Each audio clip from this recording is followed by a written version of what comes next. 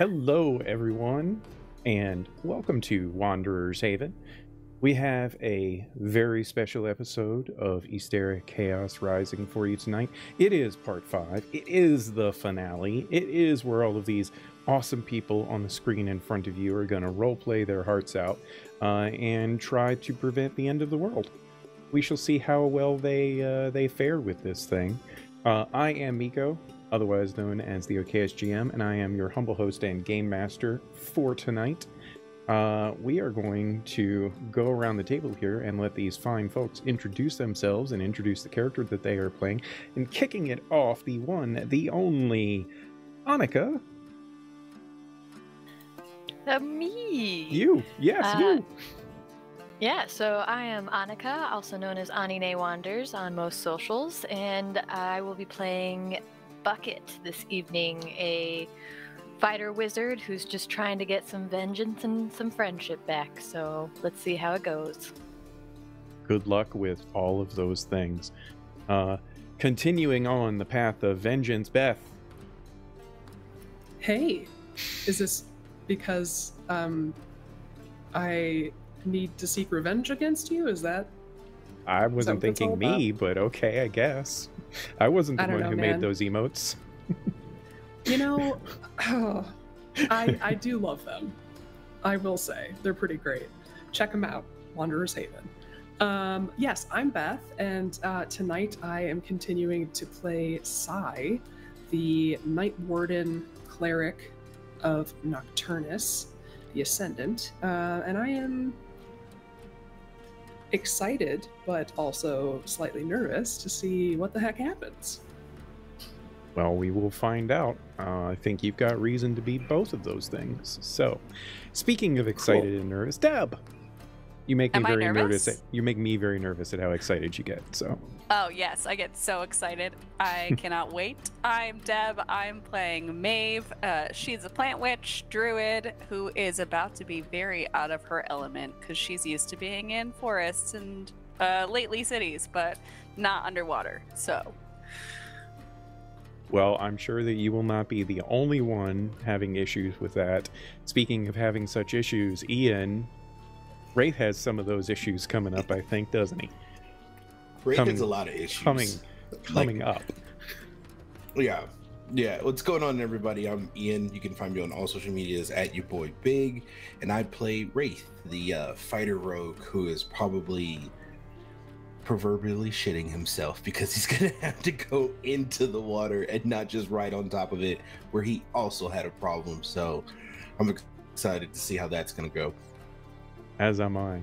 Welcome back, sir, by the way. Thank you for being able to join us tonight. I absolutely did not do Wraith right last episode, and I'm very much looking forward to seeing you actually present him well on screen. So, I think you did a great job. I liked it. So yeah, stick around to the end, folks. We're going to be letting all these people talk about the awesome things that they've got going on the rest of the internet. Shout out to Tabletop Audio, by the way, for tonight's music that you're hopefully hearing just the hint of in the background. And shout out to Cze Peku, because I'm using one of their maps tonight if we actually get to that point, which I hope that we do. We shall see. In the meantime, how about we dive in here and talk a little bit about what happened or what's been going on in all of this craziness, shall we? I think we should.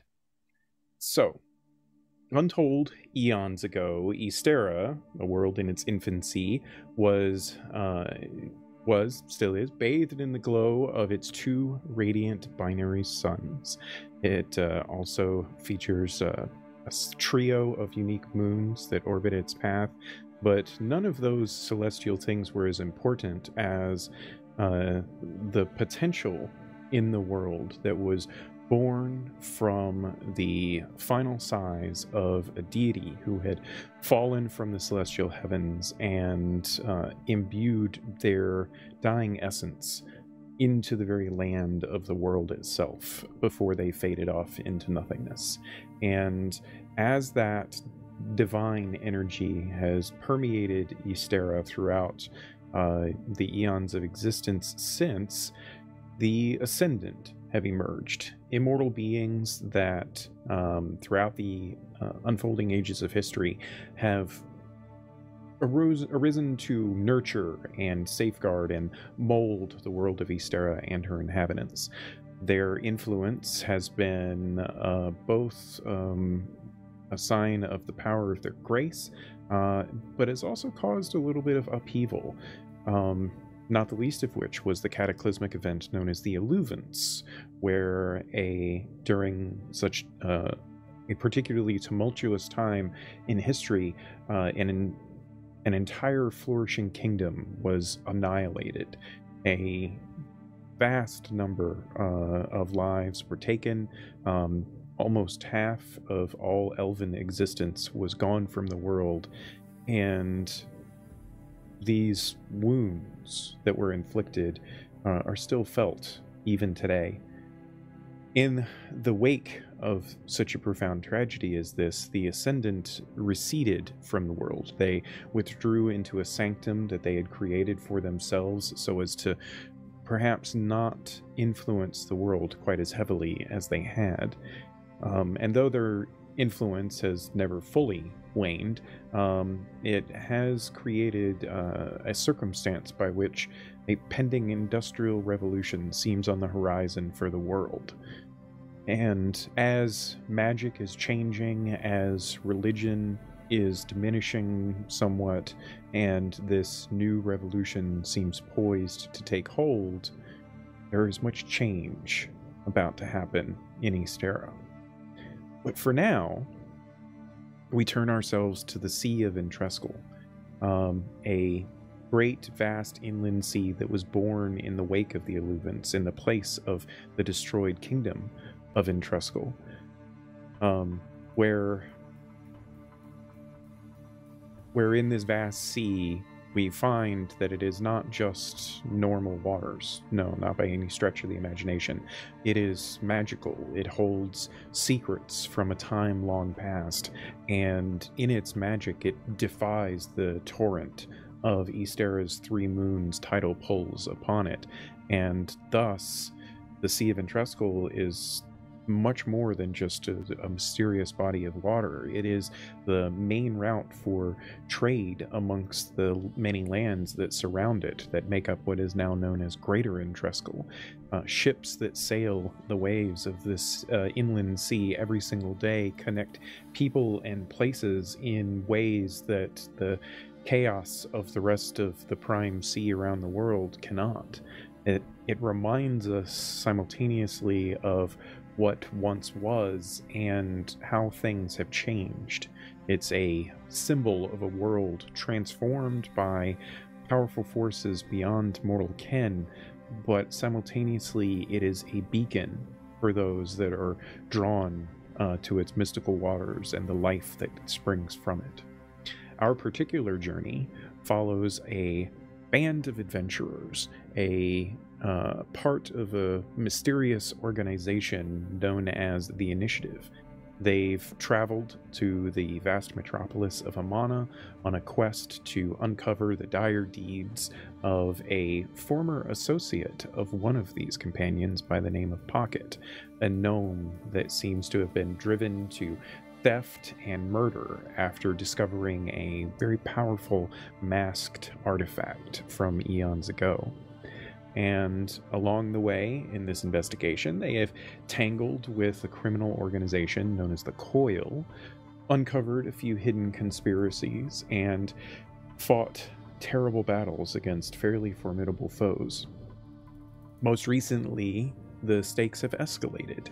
The ruins of the Coil's headquarters lie in the wake of a fiery battle with Count Rugen of the Coil. Questions have multiplied, and the echoes of this particular conflict still linger within them, and the situation in Amana grows more interesting by the day. The time is running short. You see, now our intrepid investigators find themselves sailing towards a much greater challenge. News of additional crimes committed by Pocket as well as a, let's call it a divine revelation, have set them upon a new course. The masked gnome's intentions grow somewhat clearer. He seems to be plotting in some way to undo the Illuvance itself. But what would that mean for the world? What would happen if an entire millennia were all of a sudden undone? These questions loom fairly large as they sail towards Pocket, wrestling with the choices that they must make, the weight of history upon them, as well as what portends for the future of Ysterra. So, my companions, there you ride on the Siren Scribe, Captain Bolvis taking the helm himself this day, not leaving it just to his navigator. First Mate LaDonna seems to have taken a particular interest in the severity of your demeanors at the mission at hand. You, of course, only gave them the tiniest bit of knowledge, that you had magical guidance that you had referenced among your maps to lead you in a particular direction, and they are heeding what that might mean. I'm gonna kill you, Beth. What? Captain Bulbous and Madonna? That's what you said. At least that's what I heard. Just kidding. All right. I see how it's going to be. So, as Captain Bulvis commands his sailors to throw Sai overboard, what is it that the rest of you are doing? I'm Watching. Definitely watching. just like Sai's just doing a backstroke. Vibing. No. So there you stand on the decks of the Siren Scribe. The evening hours are set upon you at this point, traveling as hard as you can. There is a not insignificant chance that you will make the direction that you need to go. You would have had long rests by now, by the way, in case that wasn't apparent. But you're just hours away before you have to dive into the depths of the Sea of Entrescal. What would you like to do?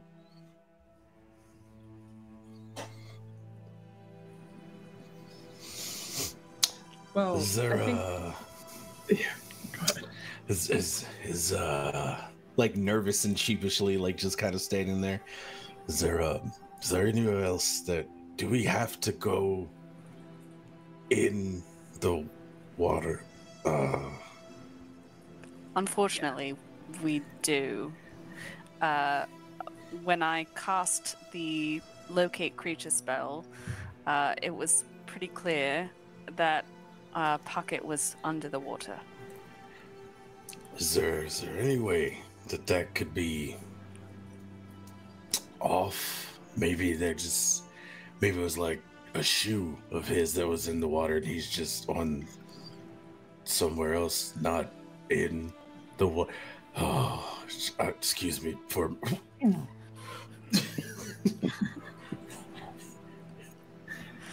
You know, I think being in the water would be less upsetting to you than, you know, on it. It makes it worse. Oh, God.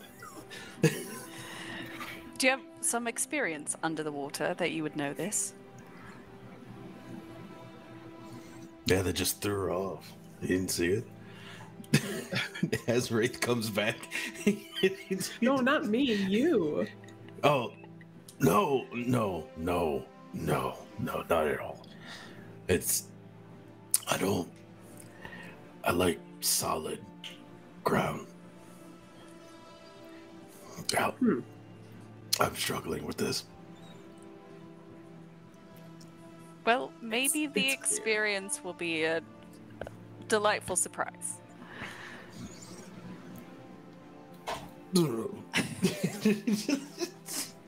Ray's having a real hard time. It's the anxiety of having to go in the water, and he's like, I'm on a boat again. Like, what? Yeah. Bucket, I don't know if this is an insensitive question to ask, but can you swim? Oh yes, I swim just fine thanks to this armor. And for the first time, he kind of gestures towards his body, and you notice underneath his clothes there seems to be some kind of armor with nautical details decorating the panels. Oh, that's impressive. Yes, I don't know where it's from. I've always had it. Cool. No. I'm sure being underwater is easier for you since you don't have the same need to breathe that the rest of us do. I was just thinking to myself how grateful I am not to be organic.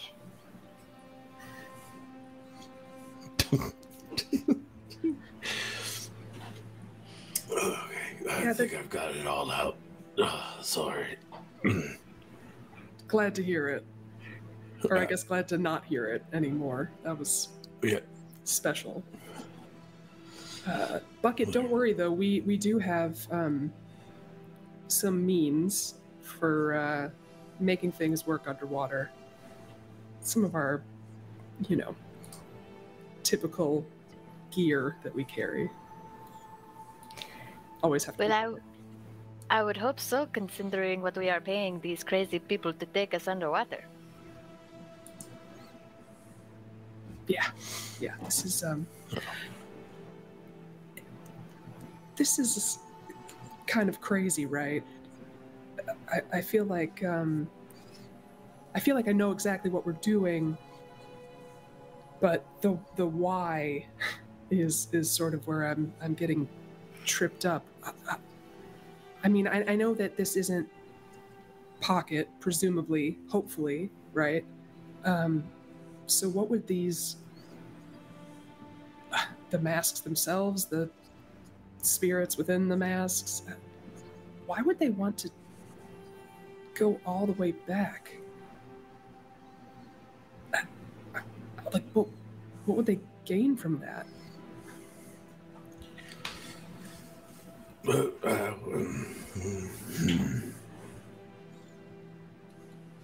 Well, there must be something that's different about the world now that they don't like.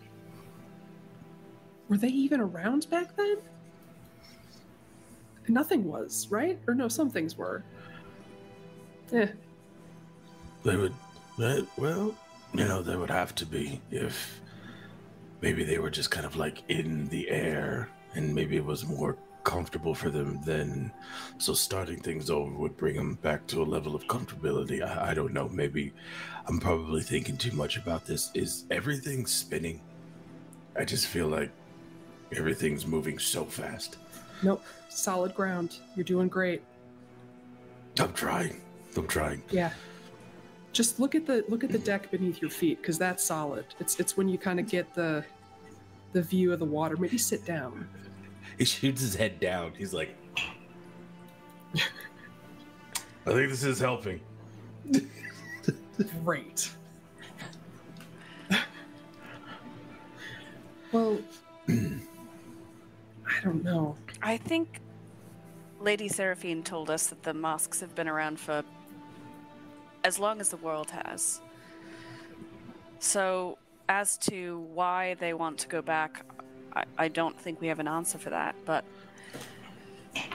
Maybe it's a reset. It's possible. Because they're just not paying attention because he can't see you. Maybe it's a reset, like when you're playing a bad game of dice, and then the guy across from you keeps rolling too many sixes, so you just knock the dice off the table. Maybe we're the dice, and they're just starting over. This is not helping. Maybe it's like the off switch that you were hoping to find on Bucket at a few days ago. They are hoping. Did we ever figure that out? Find the off switch for the world. I'd love to find the off switch on his vomit reflex. Yeah. So far, so good. Pretty nice. So far, so good. Oof. I still think they just want to start everything over, which essentially does sound nice, because then you have another chance to do what you want, but what about everybody else? I suppose it depends on what they want to do. And what that Does it does matter? to everybody else.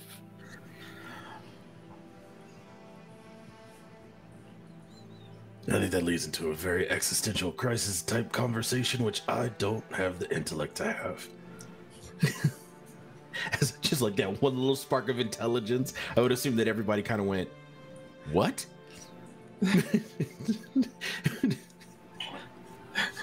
I'm going to sit down now. Yeah, don't want to overcook that. I will kick you. Bucket. I don't think you can see me clearly. Are there two of me right now? Stop moving so much. Stop moving. Look away.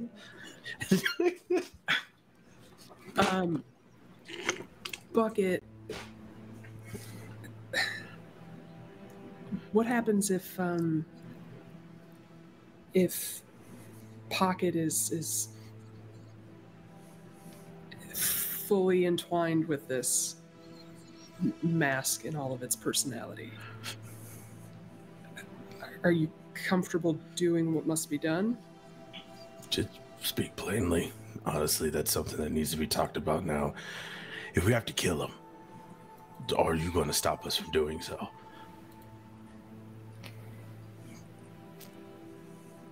There is a 96% chance that he honestly requires our help with separating from the mask. That's good. Okay.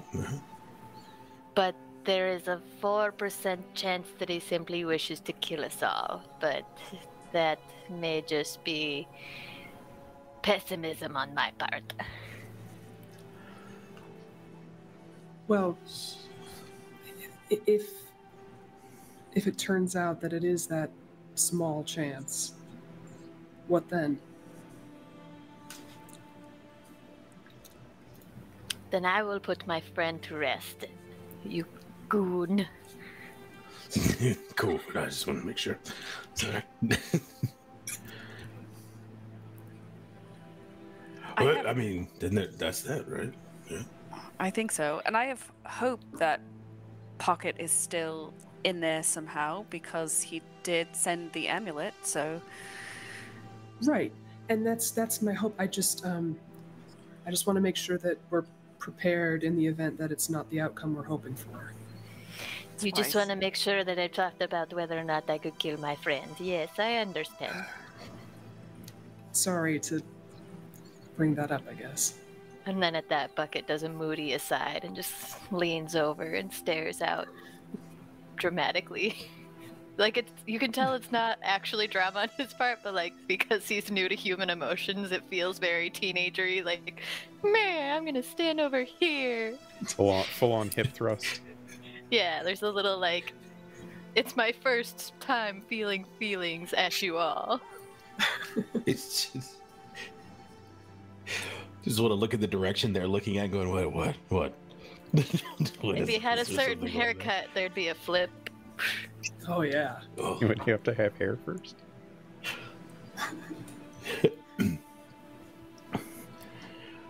How far are we out? How much longer until my demise? Couple of hours. Oh God. Okay. Do we need to do anything, or because I might take a nap? I can't be up here any longer. Is there a lower deck that we can talk? Yes. There's also like the cabin. If you wanted to stop looking at the water, plenty of places on the ship that you could go and have a more Just private walks off. conversation. Yeah, just kind of walks off. Does he walk in a straight line, or is it sort of like veering as he goes? Oh, it's definitely this. It's like when you put a puppy in the back of a truck for the first time, and they're like, Stop looking at me! just yelling at random people on the boat. There's that one person on the ship who feels actual genuine sympathy for you, that's been like providing you with some herbs to like put in your tea to to hopefully calm the seasickness and such. But I don't imagine Wraith like has taken them just out of sheer stubbornness. Well, no, he takes them like, but when no one's looking, it's more Okay. like, no, I can. Anything to help.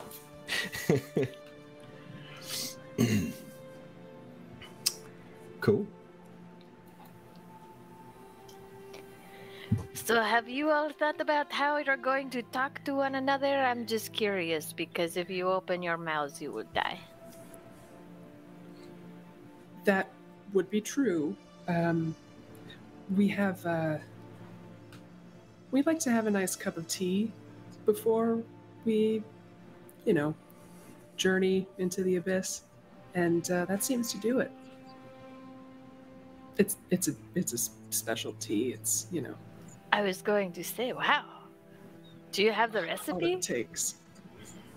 Not so much a recipe as a I guess. Well, maybe you know more about this stuff than I do. Couple of particular herbs that allow us to speak to each other. Oh wow! And is this it? And like that, while we've been talking, he's been digging through the stuff that he got from the initiative. Like, do I have that? Wow. Yeah, that's it. It's Wow, the things you organics come up with are fantastic. We're very weak, and so we need to find ways to help us out a bit. This time it's tea. Yes, but we do love your squishy hearts. Still feel like Wraith heard that and was just like, "I'm not weak." Do that to your stomach. As because they haven't come down yet, he's like poked his head out of a porthole and is vomiting, and he hears them up above. Yeah, I'm not weak.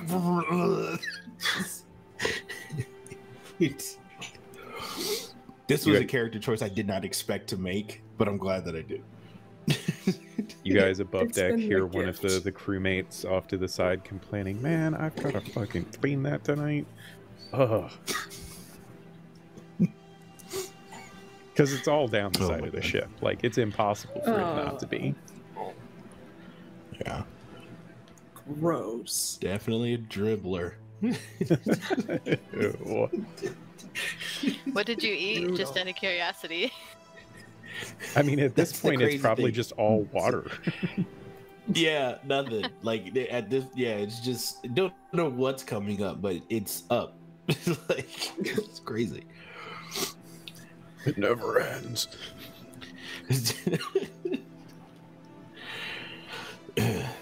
Cool. So I'd assume you guys kind of came down, right?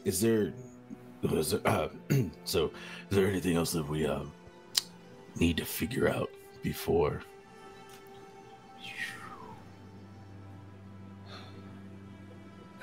I don't know that I've really. I want to say that I haven't thought ahead that far. That's not exactly accurate, but I feel What do like we there are do a with the lot of mask unknowns. if we? Well, yeah. So let's just say that percentage that Bucket said, and we get the mask off of Pocket. Then what?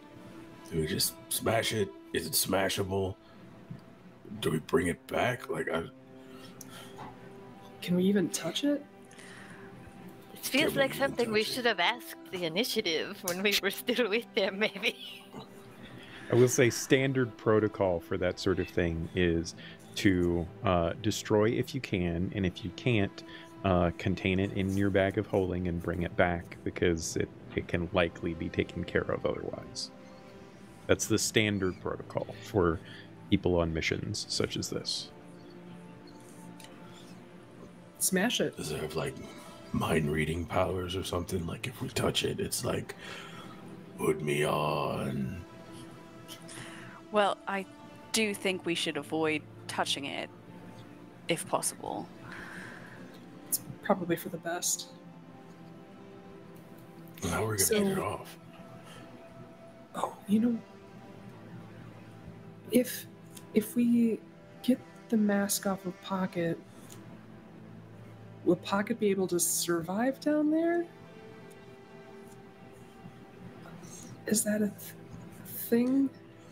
All signs are pointing to kill Pocket. Well, maybe we can bring some extra things with us. I might have a place to store them. What? Where? Don't you worry about it. Let's just say it served him Listen, well I'm in worried prison. about it. You don't have to worry about it now. Its time will come.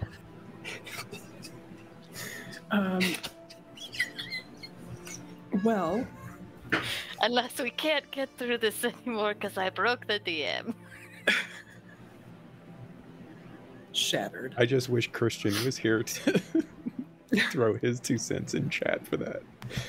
Good gracious. Okay, so if you have things that could help Pocket in the event that we're able to separate and he doesn't have the ability to sustain his own life down there, then that's good. We're set with that. I think we We've got have our- a couple of options for that if it comes to it. Okay. Cool. Okay. The real question is, are you going to give me a moment to talk to my friend, or are you just going to start killing him right away? Well, I mean, I'm gonna start killing him right. Nope. No. I think perhaps we should attempt an appeal, but I wouldn't be surprised if we're not given a lot of time before chaos ensues. So we should try, certainly. To try to kill him. Try to You talk will try to first. give me a moment. Yeah. It's just, I mean, that's fun. I just feel like we're on a timetable here and there's a lot at stake. It could be really done quickly if we just. I know it's not your Listen. first instinct, but we need to give Pocket and Bucket a chance. And Wraith, you're so persuasive and charismatic. You could be the one to save Pocket. I know what It's you're doing. And I Imagine appreciate it. The crowd says, Wraith, Wraith. Ah, the crowd is going wild for you. Hero of the apocalypse. Wraith. Wow. And then he kind of tilts his head back, and there is a hair flip, and he's like, I mean, I guess that'd be kind of cool. Yeah. And listen, if we don't fight anything down there, or don't fight Pocket, I guess, you can wrestle a dolphin or something. I don't know. We'll find something for you to hit, just to let that out. Wait a minute. Wait, back it up. This is all happening underwater. We're not gonna, like, at any point in time.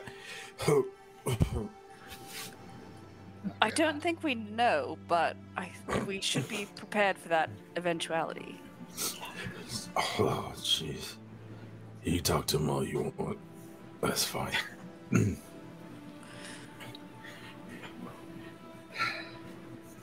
Is there anything else we need to prepare?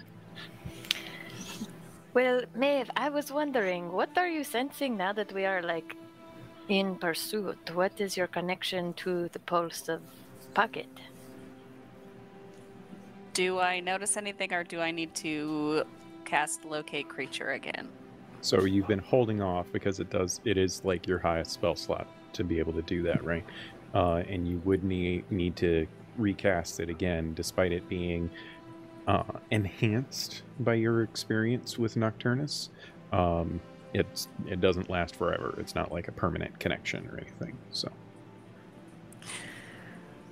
I don't sense anything right now. I wanted us to get a little closer to where I think we might be, right above the spot, and then cast it again. It doesn't last a long time, so I want to give us the best chance once we get close. That sounds good. Makes sense to me. Bucket, is there anything else that we should know about Pocket or about you? Anything?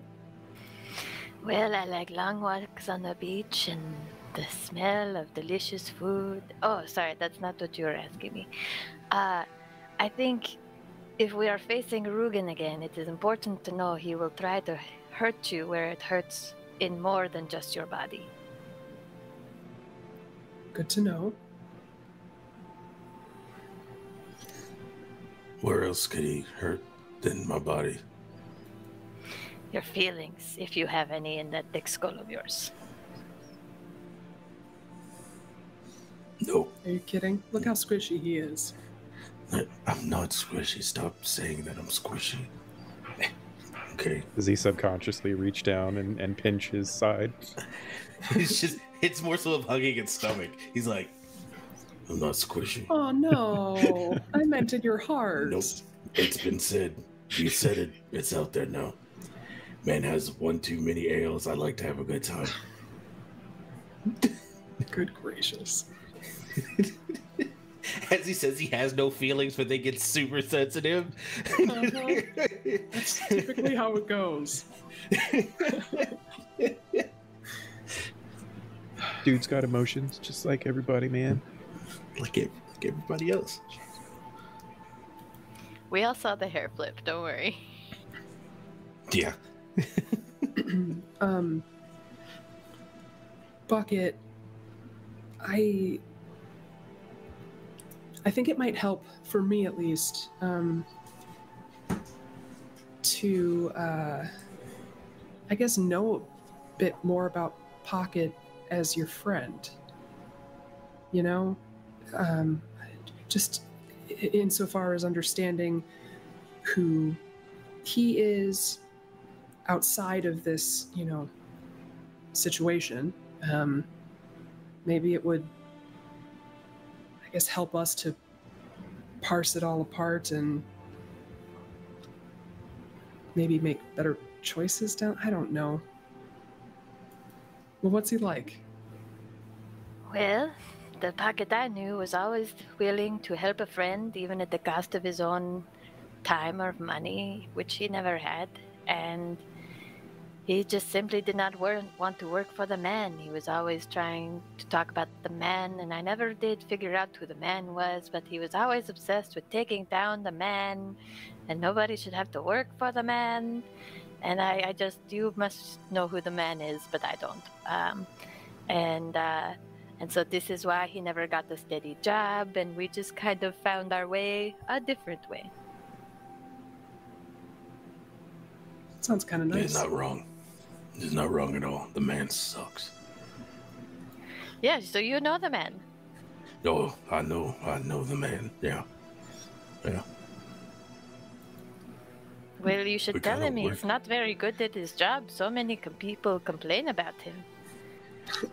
That's the problem. The more people who complain, the more they don't listen. And things just keep getting worse. And then next thing you know, a drink costs like from a 2 copper to a silver.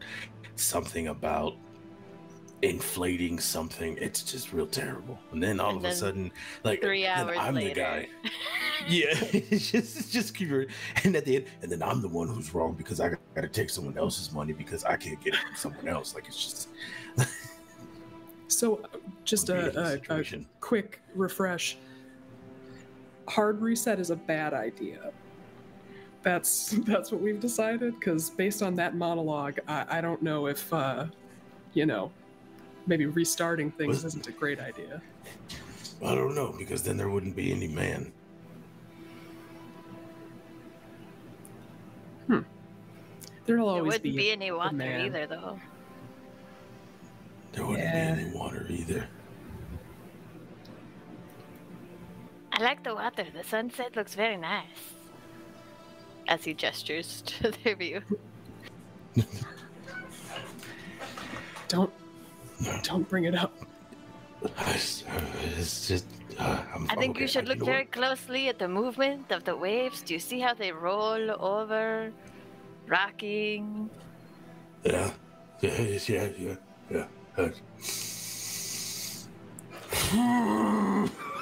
It's just really struggling now. Bucket better go get a mop because this one's on you, pal. I'm sorry, No, I I could not think hear you over the raging waves that are pulsing. It's just, it's not even, nothing's coming up. He's just making noises now. Oh God! How did this happen? How did we get here? It was this much that was given in the first episode, and now This poor guy. Continuity. We thought it was a good idea to put these two characters in the same campaign. Yeah, my mistake. I think it was a great idea. Oops. Yeah.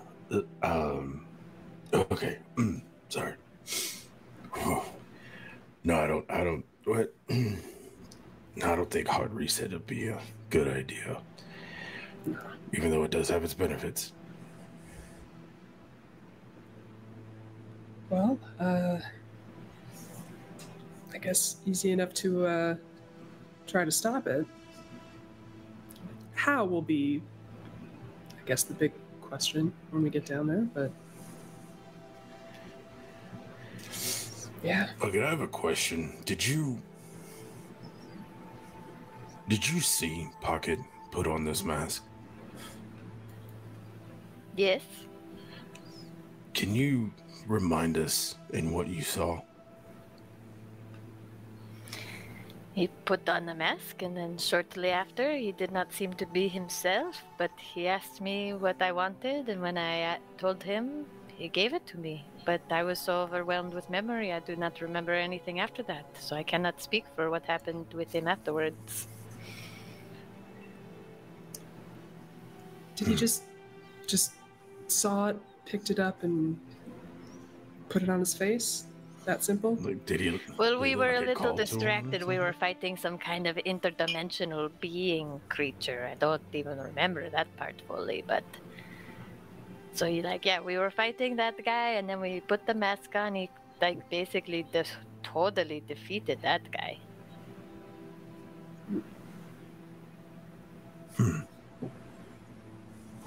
Interesting.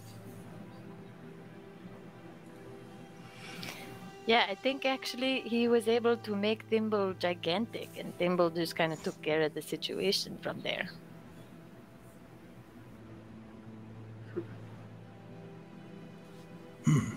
Then Where's Thimble? Is she hanging out? I forgot. Oh yeah, Thimble, and then at the mention, he gets summoned and he appears on Bucket's shoulder, and they do their secret high five. That's not a secret. Yes. can Okay. can Thimble swim and all that too? I would think so. We will find out. We take it as a survival by the fittest. Yeah. Okay. Crazy idea. I just want to say it out loud. So what if we get the mask off a Pocket and one of us put it on?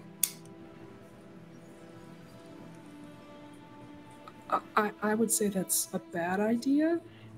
Well, you think I- this is probably I bad? think we Yeah. should keep you the furthest away from the mask. It's probably not gonna fit my head, and honestly, I'm probably gonna be freaking out anyway. So I just thought, because I mean, just in case it's weird and magically, and we take it off, and it wants to find another body, precautions. It might. But It might. I think that it is paramount that we don't let it, unless Right. one of us wants to be the next Pocket. I think we need to Right. get it as quickly as possible in the bag of holding. Yeah, bag of holding. Yeah, Yeah. it'd be kind of cool to have what do you want? You want to be big? Big, What you Power trying to is very get? Nice compelling. dress. Nice dress. Right, but remember it started with that, and now we are potentially destroying the ocean. Well, you're not really saying anything that would like make me go, that sucks. Are we going to have a problem with you and the bag of What, you gold? want to fight? What? I particularly don't want to fight you right now, as we are potentially about to enter another fight. I want to know that if we give you the mask in the bag of holding, that you're not going to take it out. No. I have a job. If I put on the mask, I don't get paid. So it's kind of my main focus right now. That is true. Yeah. What's Also- wrong? Come on, you guys. You really think it would be like, no, just don't. It's cool. I We're don't cool. want to have to kill you. I really don't. That's big talk. It's big. That's some big talk right there. It's just the truth. I'm Sorry to go there, but that's the bottom line, man. I'm asking the questions that could potentially pop up, right? Because it obviously had to appeal to Pocket in some way. So I was just saying, if it did it to him, there's 4 other people, there's 3 other people in a bucket that it could do that with. So I'm fine, you guys. I'm cool. Destroying the oceans, maybe, but like, it's a lot. It's a lot. Yeah. I that's perhaps a good enough answer. Why are you guys looking at me like this? Because you are just now the one that we don't want to be going on this mission with. I'll stay. I listen. Okay. Bullshit aside, right? I'm joking around a lot. I will not be putting on the mask. It's just that it's a possibility from any of us. It's something that needs to be said, something you need to be prepared for. It happened with Bucket. It like the last time. Who's to say it couldn't happen again? Well, I will emotionally prepare myself to kill any one of you. Same. That's very Already sweet, have. Maeve. You all are so inspiring as an advertisement for the initiative. Kill your friends. Come work for us. I already know how I'm going to do it for each and every one of you. I'm Really? sure you Thank do. you. Yeah. I kind of want to hear about this then. You sure? Yeah. I think yours would be the most poetic side, because like you're like dark and mysterious. I would wait like maybe 2 months down the line until I would do it, until you're comfortable, right? And then like one day you're going to the restroom, you're gonna wash your face, and then that's how I would do it. Well, I can certainly say I'll never be comfortable again, so I'll be on my guard. And here's the Yikes. funny thing, maybe that's the plan the whole time, that you're always uncomfortable. I could always then just kill you, You could try. People have tried. I wouldn't kill you. This is just how we talk, Yeah, we're just buddies, having a good time. I'm actually Yes, just trying if to it's distract hypothetical, myself. I will help Sai. Ha ha ha.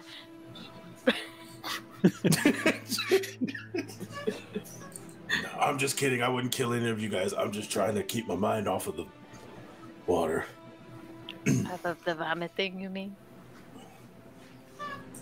Yeah, Don't say it. yeah. The waves of the water are quite high, you might say. Oh God. Maeve, how you doing? It's an adventure with these two. Always. Jeez. By these two, are you referring to Sai and Rafe? Mm-hmm. No, with Wraith and Bucket. Oh, okay. I'm just an innocent bystander. Sai No, might be, any you're trouble. not. Oh gosh. Cool. I'm good. Let's dive into this. So, as your ship reaches the point you had indicated on the map that you wished the captain to arrive at, there is a knock at your cabin door. First mate LaDonna informs you that we've arrived. You make your way back up onto the main deck. You look out. The sea looks no different to you than it did the previous couple of days of travel. But there is a portion of you that feels the pressure leading up. And it's not just your stomach, Wraith, but the pressure of everything in this moment as you contemplate having to dive into the very sea itself. The preparations are quickly set into motion. You don the various accoutrements that you had acquired from the Delvers back in Amana. You eat this very, very strange little bubble of water, almost like a boba ball. And as you do that, you can feel the magic of it kind of swell in your throat, which was explained to you. Gives you the ability to not only breathe air, but to also breathe water. The various pieces of leather gear and such that you strap on underneath or on top of underneath your armor and on top of your clothes and such, that apparently helps your body with a little bit of additional protection to withstand the depths of the ocean that the magic does not already do. You take a few minutes, and as I understand it anyway from what you had talked about earlier, you take a few minutes to brew some of the tea to share with one another. And this particular circumstance is familiar for Maeve, Wraith, and Sai, but for Bucket, this would be a new experience. Not only does he not often partake of food and beverage, for such things are irrelevant to his existence, but in this particular moment, as he consumes this tea, he is very quickly aware of what is the first thought going through Wraith's head right now. Through my head? Yeah, through Wraith's head. Because you don't Wraith's shield head? your thoughts from each other now. So what's the first thought that's going through Wraith's head as Bucket drinks this tea and can hear Wraith's mind?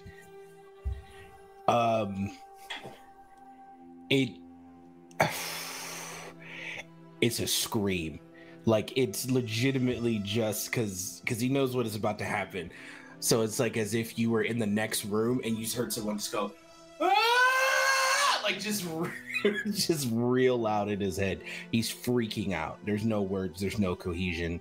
But if you look at his face, he looks like he's like half asleep because like he's trying to, like he's like this, but he's screaming in his head and it's really loud. So you are squishy on the inside and on the outside. Mm-hmm. I don't. Whatever, that's fine. He kind of like brushes you off. The screaming stops. So becoming cognizant of each other's thoughts and emotions with the effects of this particular tea takes a little getting used to it first, but you quickly focus yourselves on the task at hand of preparing yourselves for the deep with a leap of faith in not only your equipment but also the magic of everything that is involved. Maeve sets about her magical guidance, and it points true straight down. Maybe a slight curve to the north and west. But you know that Pocket awaits you down below. And with a little bit of prodding, perhaps willing yourselves to do it, you leap into the waters. And at first you feel the sensation of the cool embrace of the magic of the Sea of Intreskel. You plunge into the depths where, as you descend, the world above fades from view. The remnants of the sunlight on the water's surface almost completely disappear within just seconds of having jumped in, and there is a soft glow that kind of dances amongst the rippling waters, and for a moment it creates this almost sense of a dreamlike serenity. And as you go deeper, glimmers of life emerge in the depths of the sea, both enchanting and fearsome in their beauty. Out of sight, there are hints of creatures lurking in the shadowy depths, fleeting glimpses of reflections of scale, a distant shadow of a fin. That's pretty much all that you can see of these things, as you are foreigners in their home and they don't know what to make of you just yet. The world around you darkens until even the strongest magic could not break through the complete ink blackness surrounding you. The water's weight feels heavy upon you. The cold depths pierce you to your core core, and this otherworldly experience pushes you to your limits. Your guiding magic, thanks to Maeve, tugs you further down, and it is the only beacon that you have in this darkness, in this moment. What are the thoughts that are going through each of your heads at this particular junction of your journey?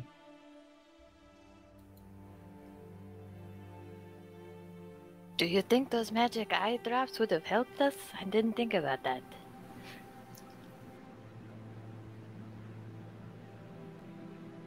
That's a good question.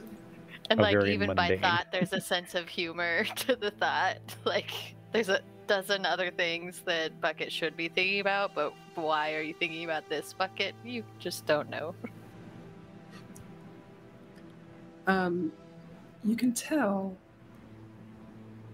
that coming from Sai is like, there's a lot of thoughts and emotions sort of radiating. Definite like anxiety and curiosity. The thoughts you can kind of hear specifically like mental preparedness and like kind of, you know, like going over scenarios and things, but you're also going to get flashes that aren't words, but more emotion, and they would be accompanied by something visual, but just like darkness and fear and shadow that sort of is interspersed with all of this. That it feels like a memory. Maeve? There's a similar sense of feeling of memory from Maeve, but it's much different in nature.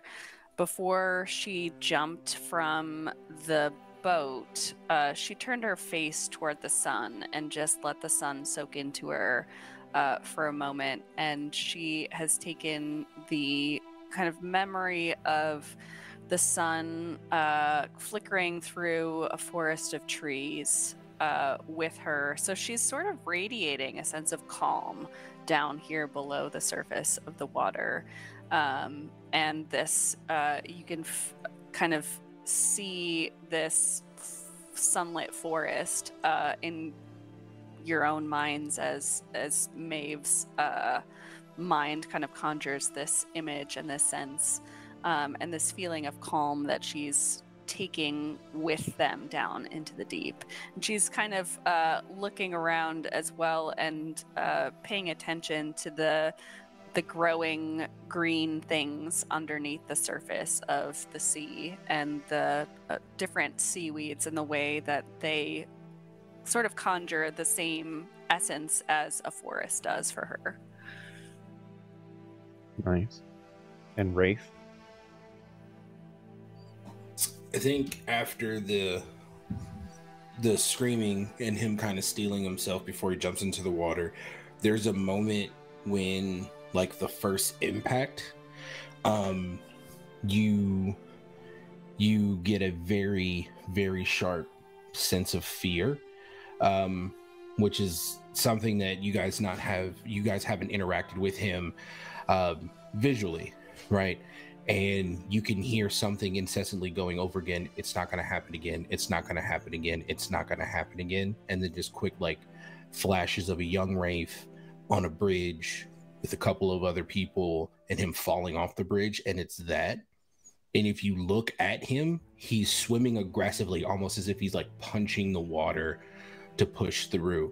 And that was before seeing like the sea life and the lights. Like, as it got darker, when that happened, it kind of grew silent, like almost if he wasn't there, and like a small sense of calm, because it was like, wow, this is really nice actually. So it was just a lot of like a tornado of emotions in a fast instant. Cool.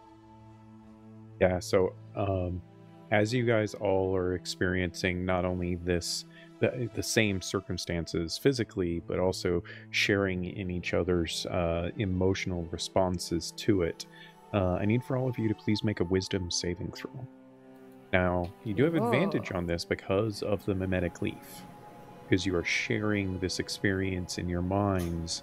You get to draw on the strength of each other as you endure this particular thing. Your DC is a 13. Oh, sweet. 16. 24.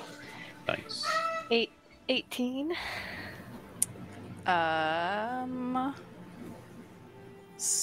13. On the nose.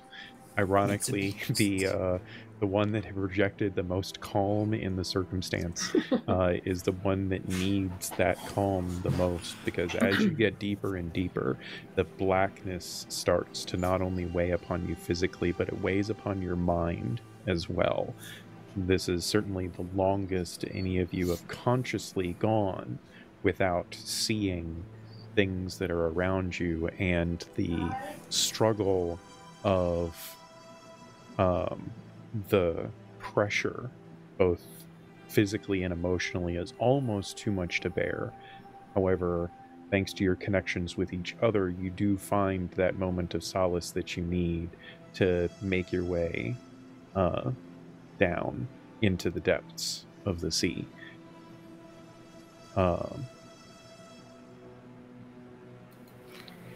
And at that moment, that's when Bucket has a thought of, so I'm getting the sense from you all that this is not a normal experience for an organic, what we are doing now. You don't do this all the time? No. That would explain a lot about what you are thinking right now. Thank you. So, as you continue to plunge the depths of the Sea of Entruscal, you're not sure how much time passes. Time becomes kind of irrelevant for you at this point. It could have been minutes to get down here. You know it hasn't been hours, because the mimetic leaf is still active within you, and you know that dissipates over time. So while that's active, you know you at least have some semblance of the cap of things. But time itself becomes a little bit hard for you to rationalize. And then slowly, a faint glimmer of blue-green light appears beneath you, breaking the void of darkness. And it grows steadily until it fills the waters surrounding you with an almost ethereal glow. Slowly, the shapes and shadows appearing within the light turn into a vast sunken city. the grand ruins kind of rising from the shadowy depths of the sea floor.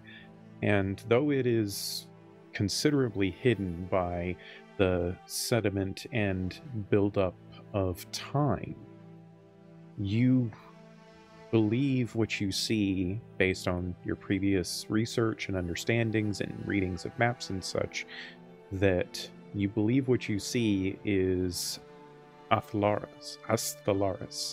the once proud capital of the kingdom of Entreskel. It is now a eerily silent relic of the Alluvans. The breathtaking sight that you see holds you in awe.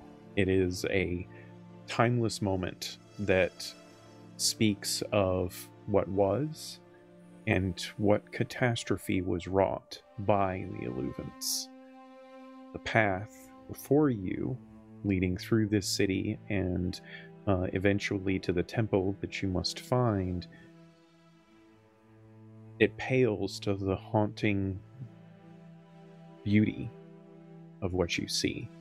And you can tell just by floating in the presence of this place that there are many secrets of this city hidden beneath the depths and within, and unfortunately you have little time to uncover them. As you venture forward on the edge of this city, you make your way through past ruins, past sections of coral and efflorescent seaweed and the like. You venture through what had to have been once an extremely beautiful place to be, and while this place still has some beauty in it, it also possesses a haunting nature in its silence. There is no noise down here this deep, nothing but your own heartbeats, or in the case of Bucket, perhaps a slight hum of his power core that he wasn't fully aware of until now. And the once majestic towers that are now embraced by this glowing blue-green coral, they stretch out across the vastness in front of you, almost like skeletal fingers, in a way, casting everything in this almost otherworldly sense. And thanks to Maeve's magic, you were able to navigate the twisted streets and crumbling buildings around you with relative ease, but there's a certain sense of awe that almost overcomes you as you go deeper and deeper. There are glimpses of what this place once was, as you see various statues and ornate mosaics and such that are carved into the remnants of this place that are almost frozen forever in these depths. And you step closer and closer to what you believe to be the center of the city. It's hard to be certain. Thanks to your swimming gear and the like, everything moves very differently down here than perhaps it would if this place were not so many thousands of feet below the sea level. And you eventually find yourself stepping into a grand clearing of sorts. And before you, covered mostly by what appears to be overgrown coral, perhaps a chunk of mountain that had fallen or grown or somehow changed everything because of the Alluvans. You see what obviously, based on the magic guidance that you have, must be the Temple of Remembrance in front of you. It seems almost ruined in the state that it's in, as you can only see a pair of large double doors, one of which is fully ajar at this point, and the rest of it is of the outer portions of the building that had to have been grandiose at some point just lack all of that grandiosity any longer. And you can tell as you move forward and get closer and closer to the building itself that this place had to have been important to the city. Its central location, its how it seems like so many different roads of the city probably have led to this one spot. It's hard not to be it's hard not to think about what this place might have been before it was sunk so deep into the depths. And you can feel an almost sacred quality to it despite its ruined state. Is there anything that you would like to do before you enter the temple?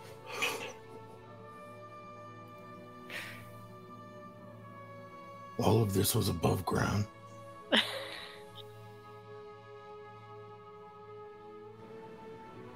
Can you imagine? No, this is I've never seen anything like this. Is this what's under the water everywhere? Depends on how big this civilization was, I suppose. This is really something. And then I'm having Bucket's a been moment. trying to hide these thoughts, but just like now that we're diving through this glorious, forgotten city, he's the theft part of him just whispers like, Bucket would have loved looting this place. Same. just kind of like agreeing. Yeah, it's probably got some. Do you think there's still stuff here that we could like? I don't know. There's a lot of room in the bag of holding.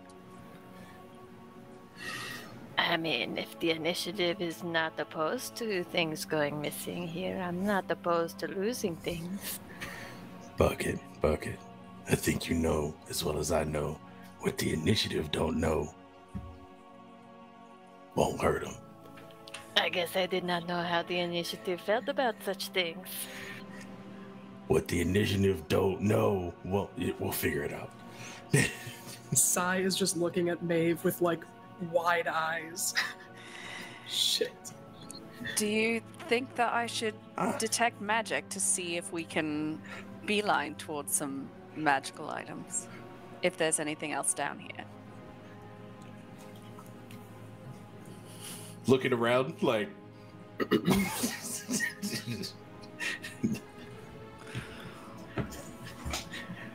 I mean, yes. yes. Detect Yes. magic. Great. So as you cast Detect Magic, you don't find remind me, is it 60-foot or 30-foot range? It's 30 foot, so Yeah. I would have like swum up to the door, and its concentration, it does last for 10 minutes. Sure. Yeah, so as you start swimming up to the door, you cast your Detect Magic. You don't get any immediate things associated to what you're looking for. I'll tell you that much. However, I need for you to roll an Arcana check for me.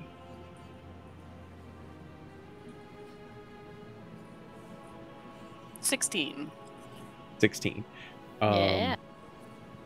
So the one door was fully ajar, right? And you've been following this like almost like it's not really like a GPS line, you know, sort of deal with the whole find creature, locate creature spell thing.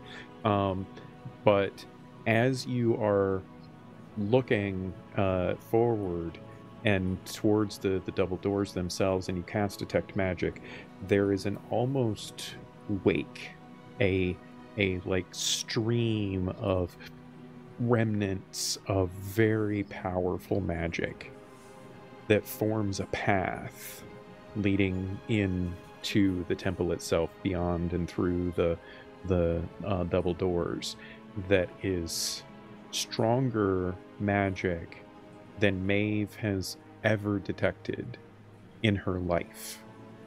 And given the magical place that she comes from and the power of the magic that holds things at bay within the Black Timber Woodland, this magical just after effect feels stronger than that.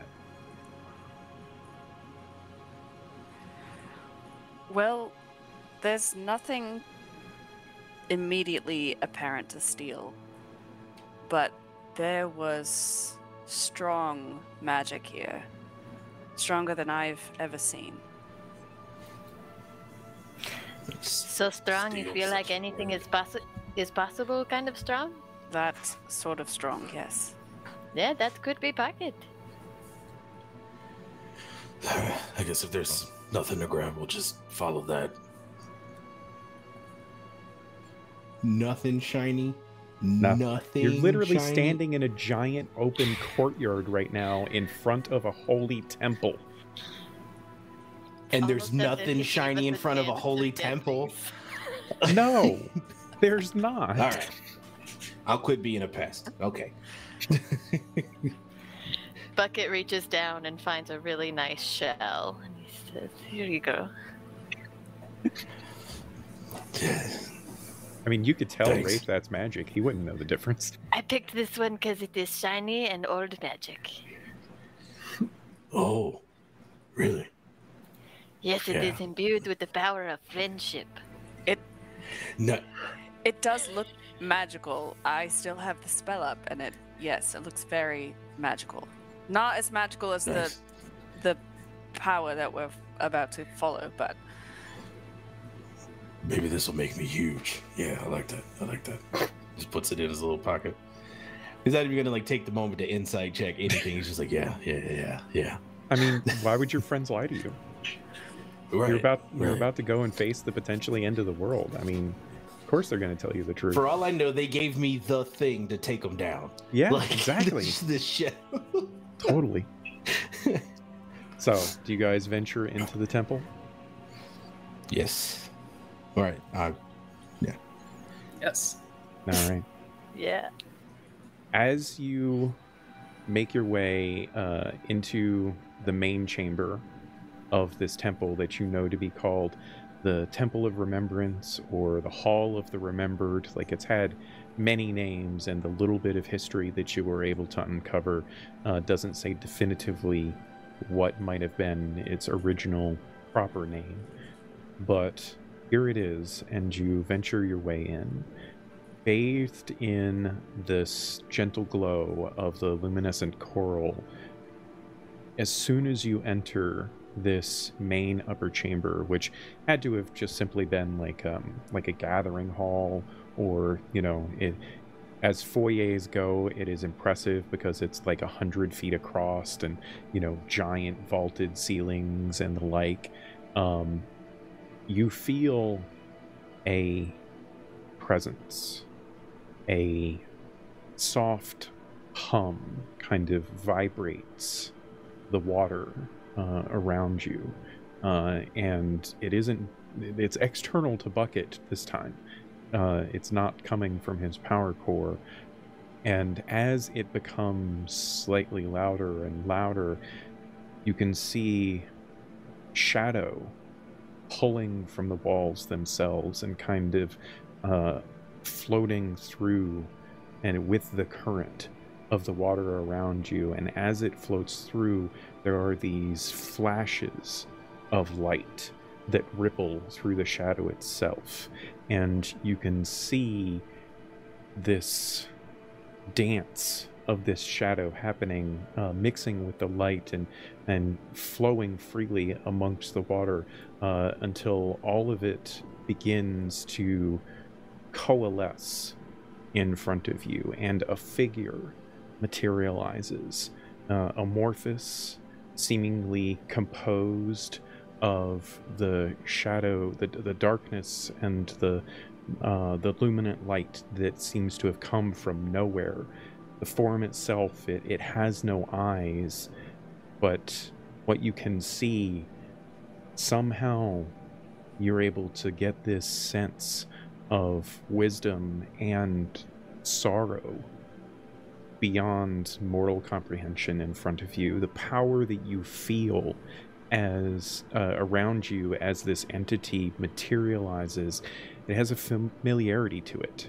You are reminded of the power that manifested when Cze evoked the power of Nocturnus to ask for guidance. And this is similar, but it's not exactly the same. I need for all of you to please make religion checks.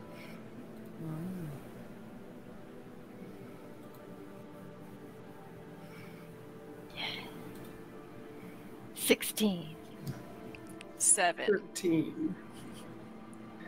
This is gonna be weird. I got a 19. Wow. The Yeah. fighters did better than the spellcasters, ladies and gentlemen. So, Wraith and Bucket, you don't know how you know this. This is more a feeling than anything else. And I will say that because of your mimetic connection with your companions, the others will come to this conclusion as well, maybe, a few moments lagging, as like these thoughts kind of race through your minds and you realize this. But somehow you feel as though you are standing before an echo of an ascendant, a spectral remnant, if you will, that once perhaps wielded the almost unimaginable power of an ascendant, but doesn't anymore. And it just floats there in front of you without any sound or anything else at this point. It simply floats as you stand there. Oh, buddy. You all can see that too, right? Please tell me you can. Yes. Do you think we should talk to it or something? What do you do with a massive blob in the middle of the ocean? That ain't just no massive blob. That massive blob got power. Talk to it if you want to, but Can we put that in the bag of holding, you think? Just shove it right in there? Don't feel like that would be the wisest option to start with, at least. Maeve, introduce yourself. Cze, could you try to use a pickup line? We're really No. saying that we shouldn't talk to it. Yeah. That's what we're saying. You guys are smooth. Talk. Say hello.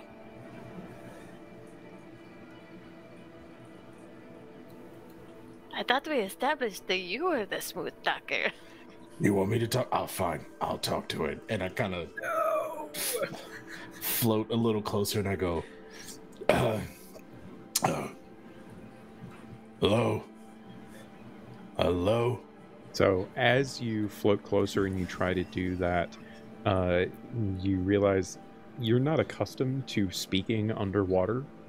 And so it sounds very awkward to you as you try to vocalize this, and there's like this weird warbling effect. You're not even sure if you're actually saying hello at this point, because what you hear is also distorted by the water itself, and you start to panic for a moment, and then you hear, all of you hear, in your mind, in surprisingly not an oppressive way, not with the same kind of power that perhaps Nocturnus had presented in that manifestation, but more with a a bit of anguish to it. You hear, "I sense hope coming from you."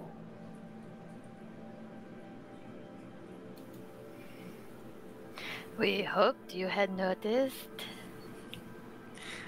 Maeve will roll her eyes a little bit at that and say, and Do you think this? yes. Hoping that the creature will understand me and say, "And I sense sorrow coming from you."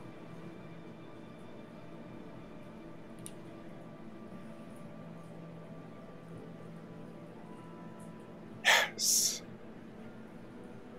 I cannot confront the force below. I cannot.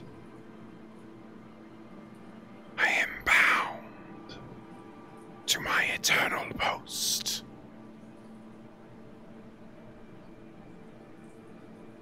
What Do you binds you? come? Do you dare to tread where shadows dance? Where dread waits?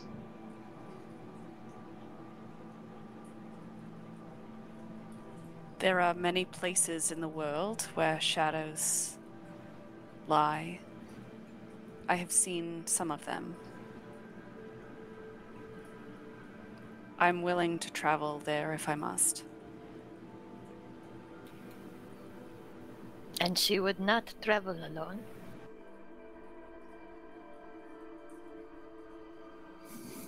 Yeah. We're all traveling in the shadows.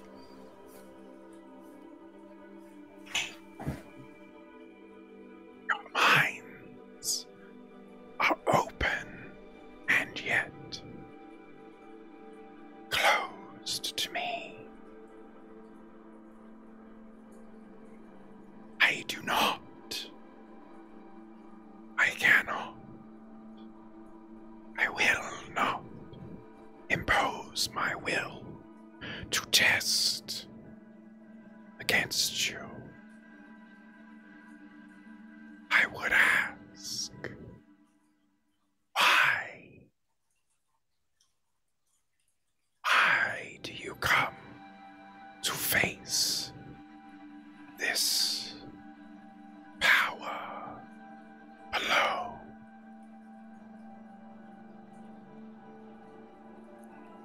To prevent catastrophe. To save a friend.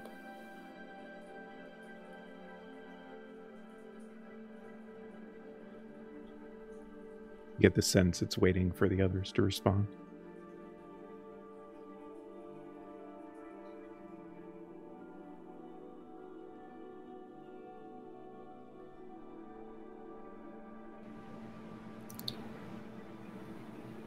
To end a curse.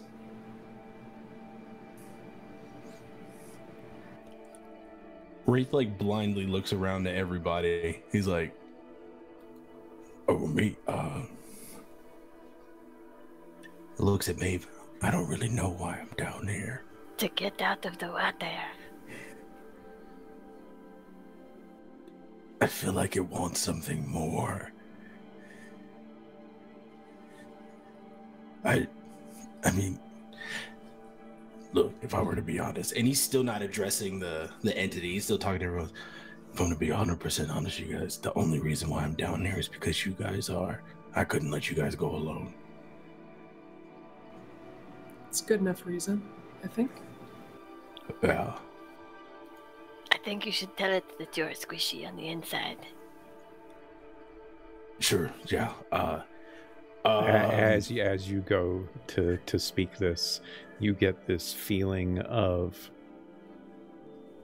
so it's hard to describe. The sorrow never goes away, right? This feeling that the conveyance of emotion that you get from this entity, that it is just filled with sorrow, that doesn't disappear. But there is a flicker as you guys have this thought conversation amongst yourselves. there is a flicker of joy in witnessing that exchange among you. And before you can respond, Wraith, it says, "You come for good reasons, then. Thank you for what was done must never be undone, no matter what cost it may have wrought, no matter what pain may have been suffered, no matter what freedom must come later.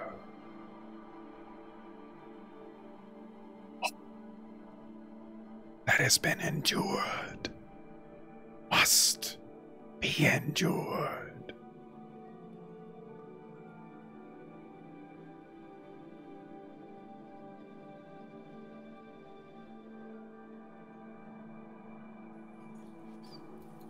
So can we can pass now? We can pass. But wait, what are you doing here? Me? No, not you. Oh, sorry. I was like, I thought we just answered that. My bad.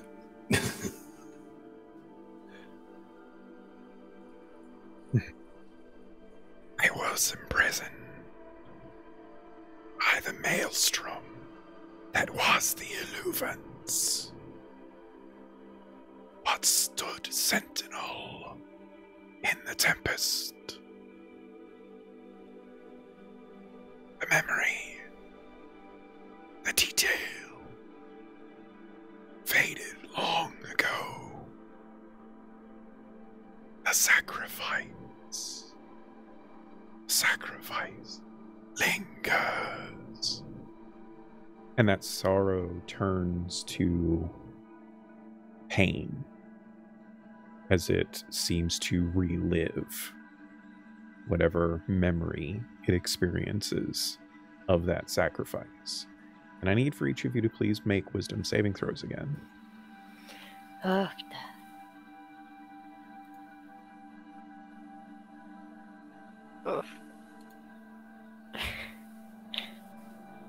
14. Got a 5. Oh, wow. Bucket Doing better than failed. me, buddy. I got a 4. Great You fail. guys, dirty 20. That succeeds. It wasn't a 1, it was a 2. What did Maeve Hey, get? at least we figured out what it was. I got a 14. That fails. I have a +7. God, I'm getting new dice at the break. Good lord. We'll go on break in a minute. So, all of you at once are overwhelmed, with the exception of Sai, who is not so overwhelmed that they can't process things, but it's still a mind-bending experience for them. As all of you all of a sudden bear witness to flashes of memory, a violent exchange, magic flying all around, holy words of power being evoked, screams of pain and agony, and a child in the center of this, but not a child in the sense of the mortal essence of a child, not in the way that we think of children of our own selves and progeny, but a child of existence, a being coming into consciousness and being thrust into a world of pain and sorrow as the very power that they seem to be born with in the moment their existence becomes awareness. All of that power is siphoned from them. taken by force through horrific and violent magics as they are almost torn asunder. And if it wasn't for the tiniest mote of their divine essence managing to survive the event and now be here floating in this space in front of you, they would have been taken from existence just as they came to be. And you experience that for yourselves in your own unique ways. However, for Bucket, Maeve, and Wraith, there is an intensity to the pain and the sorrow of that experience that almost rends you catatonic as you experience it. Sai barely clings on and is cognizant enough to see the being floating in front of you, kind of unwavering, almost like they're not even aware that this is happening, and call out to stop.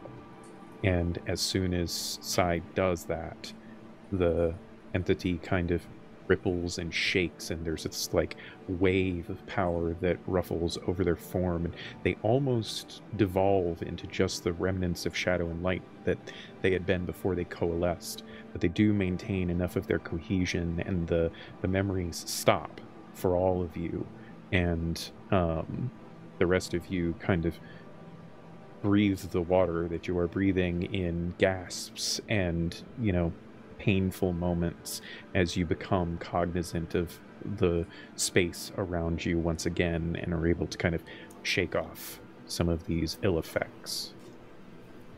As Sai pleads with this creature to stop, they will, through their mind, try to send as much feeling of peace and calm, the tenets of twilight, of that sort of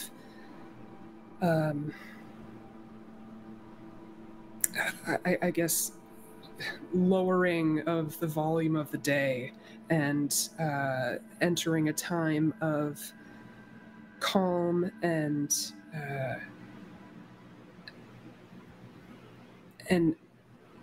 not necessarily sending over feelings of death, obviously, but that sense of the peace that comes with death, the end of the sorrow and the hurt, and sort of the hope that can offer. So as you convey that, that is, of course, enough to get all of the pain and sorrow to stop as it's being projected upon all of you, of course. But when you start to convey the elements of Nocturnus teachings and, the relief that can come from such endings, there's a moment where the entity seems almost, it's not happy is not the right word, but there's a lack of sorrow more than anything else. And you hear, all of you, perhaps the rest of you not quite as clearly as you're still coming to your awarenesses again, you hear, "This vigil is both my honor and my solitude. It is a glimmer, a memory.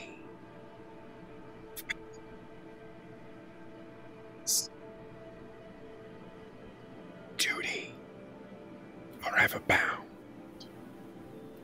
that I cannot forsake. I live in the shadow through the ages. The shield powers above, as my guardian's oath is unbroken. I love undiminished, tethered here to the sea, to forever guard against more loss and longing.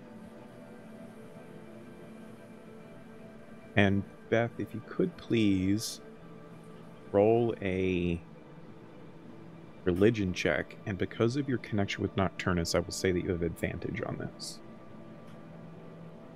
Okay. 15. Okay.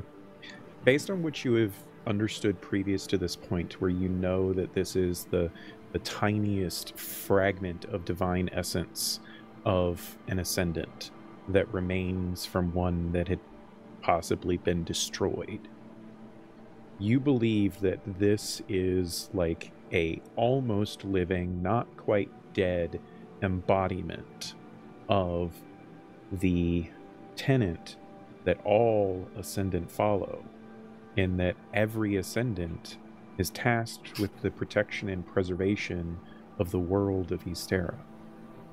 And you think that the rawness of this entity, that's like the one thing that they've been able to hold on to that has allowed them to not cease to exist entirely.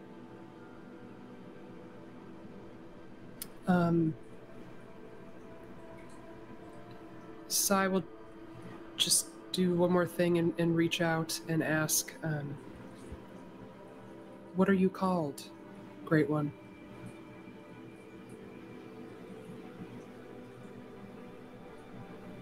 Those memories faded so long ago.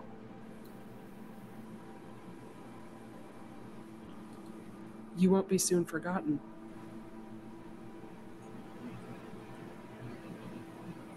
There's no response.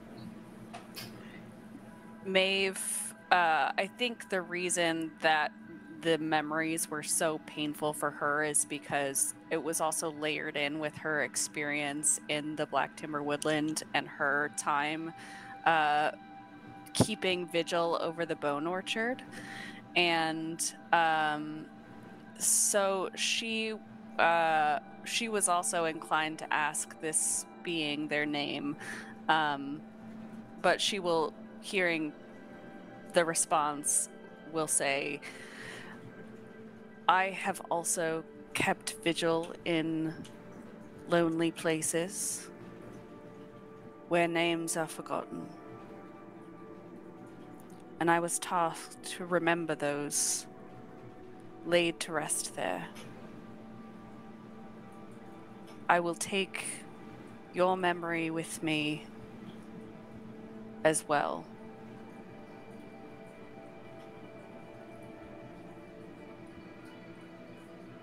Roll a persuasion check for me. Can I give the help action in that? How would you like to aid in that help?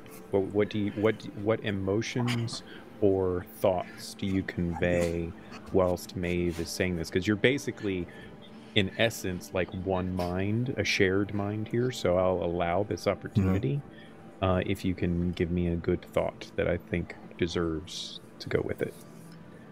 It's more so of a feeling of understanding someone having duty, but for Wraith it comes in reference to duty to oneself, in making sure that they are protected so that they could protect and watch over others.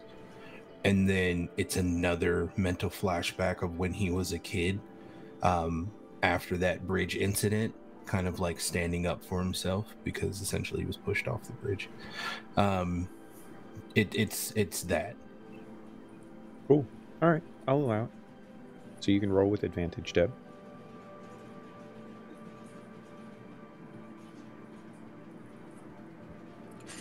19.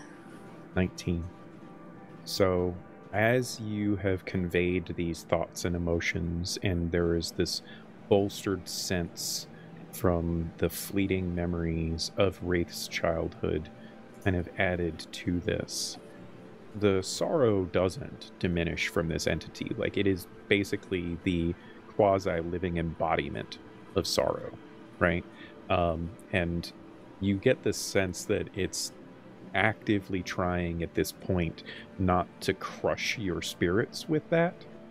And there's a moment where you feel as though it is contemplating and doesn't know exactly how to respond before you see this wisp of shadow kind of float in front of Maeve and start to move towards her, almost like if you've ever seen an eel that like moves slowly through the water and just seems to be like sniffing in a way at whatever is fascinating in front of it, before the shadow form itself, snake-like, drifts up in front of her, lingers for a moment, and then darts straight into her staff and just seems to be like absorbed into her bone staff that she holds.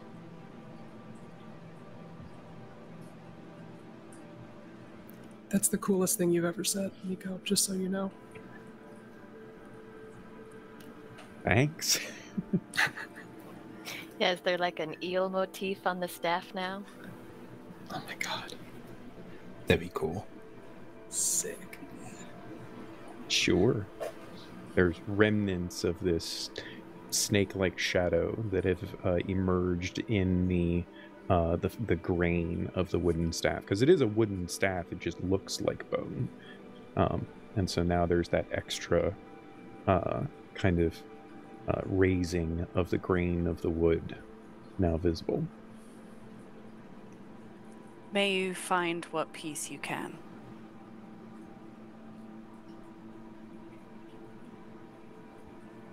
As you say that, there is a sense of understanding, not thankfulness. That's probably not quite right. This entity seems to exist in a fairly binary state, and so it's hard for you to comprehend any fluctuations in that. But after a few lingering moments of time going by, maybe just seconds, maybe more, it's hard to tell, you hear it say,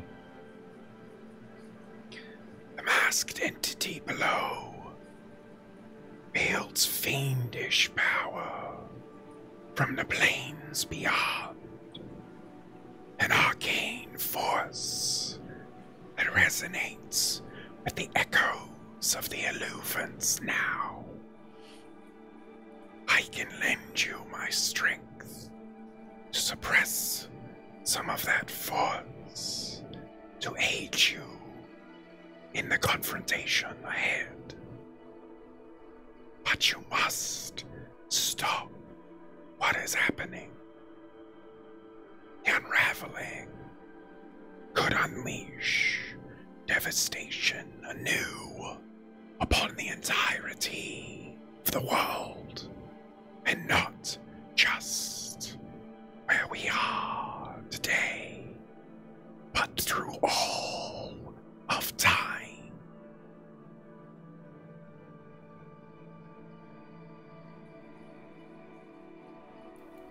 We shall do what we can to stop it, and would be grateful for any help you can give.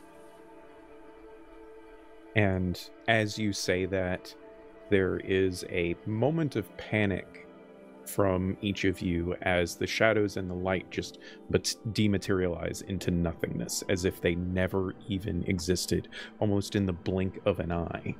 You once again find yourself standing in this vast foyer of the temple itself, and that panic, though, quickly disappears as there's this lingering essence of sorrow in the back of your shared mind. And with that, we're going to go on break, ladies and gentlemen. Thank you so much, everyone, for tuning in with us so far. Chat has been lovely. Keep it up. Love seeing all you people in there. Thank you so much. We will be right back. I need some water because that voice hurts. And I'm going to stretch my legs, and hopefully these folks do as well.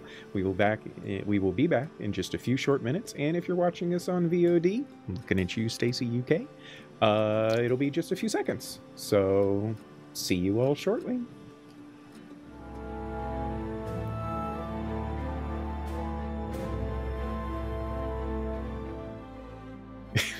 Hello, everyone. Welcome back. Thank you so much for letting us take that break. It was much needed.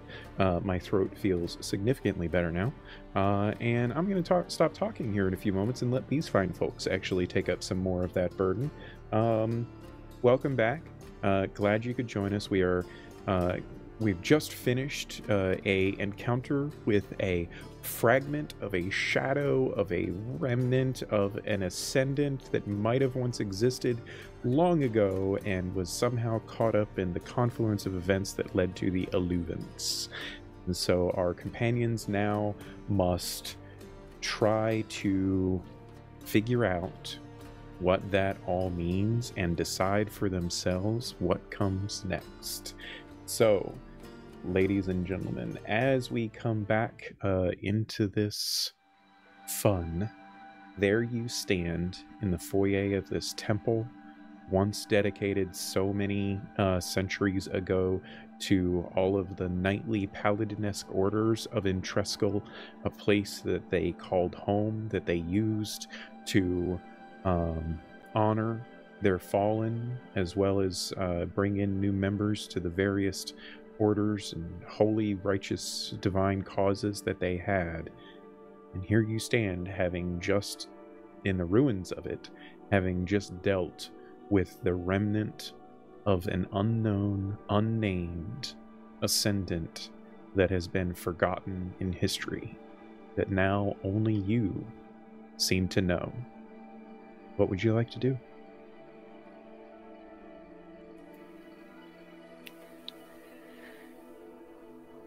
Well, don't forget we did all that underwater too, so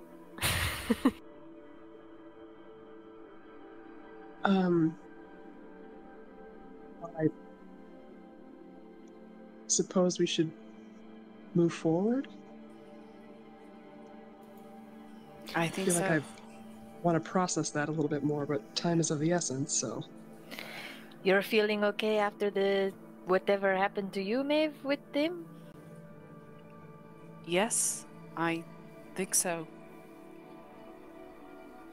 Good enough.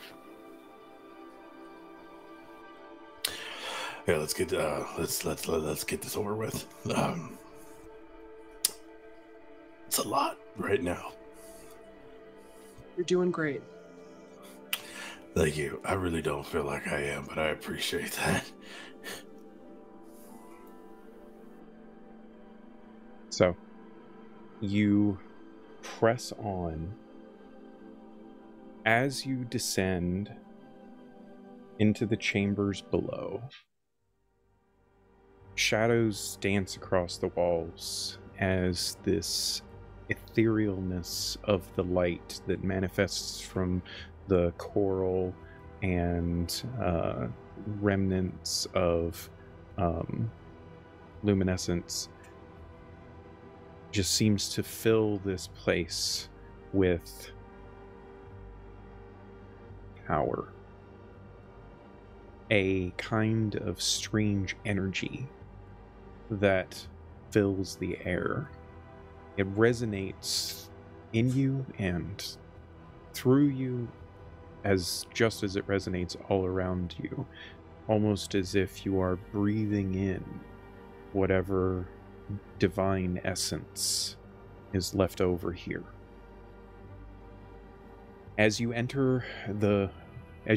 head down beneath the primary entrance to the temple, you find yourselves navigating these shadowy places and eventually reaching the main hall of the temple itself below, as if the structure had been built from the top down and not from the bottom up. And it seems to echo with even more power than what was above. The halls themselves, they emanate an aura of reverence as you look about this space, filled with towering pillars that support an immensely high ceiling. At the far end of this very long gathering hall, you can see a raised dais that commands all of the attention of the space, not just by the structure that it is built, where you see curved stairs flanking it on both sides, but on top of this dais, you see an enormous orrery, one that Bucket recognizes instantly as the chronometratome. As the only one among you that has ever seen this item firsthand, but this one, Bucket, this time when you see it, it is changed. It moves with power and energy. There is a storm of arcane magic that pulses to life at its core, arcing back and forth across the various rings and spheres that create the chronometratome as it moves in its multiple circular patterns around it. Surrounding you in this room, there is a scene unfolding, as it were, shadowy and spectral. Shadows of fallen warriors litter the ground, their forms twisted and mangled. You can't see the armor itself that they obviously wear, but it's as if the shadows that would be cast if they were standing in sunlight are three-dimensional and occupy this space as they lay in various spots upon the ground, their weapons cast to the side, their shadowy forms twisted in such ways to indicate certain demise. More shadows of whatever vision of the past that is being manifested in this space fill the remainder of the room, almost as if you are seeing a portion of time, a piece of the tapestry of history that is being torn from history itself and manifesting all around you. It hasn't fully become clear yet, as if the outer portions of the room are more clear than the inner. That's probably a good thing, because at the center of this vision stands Pocket, or at least the version of Pocket that he is now. His fiendish mask that he wears hides all emotion, and the voids where his eyes should be betray nothing, and the air around him pulses with energy, the obvious power that he is manifesting in order to see and create this figment of the past around you. The room itself almost seems to breathe. The walls and floors shift in a way that implies a living nature to what you see, all of it responding to the immense magic being wielded by Pocket through the chronometratome. It is a place of awe and terror, where history and ambition and power are all converging at once, and you stand here walking in amongst all of this, the stakes of everything feeling higher than they have ever felt before. You have come face to face with your foe and have to decide now whether you wish, or how you wish, to stop him from unraveling the illuvance and potentially creating some new devastation that could affect far more than what the Illuvants ever did.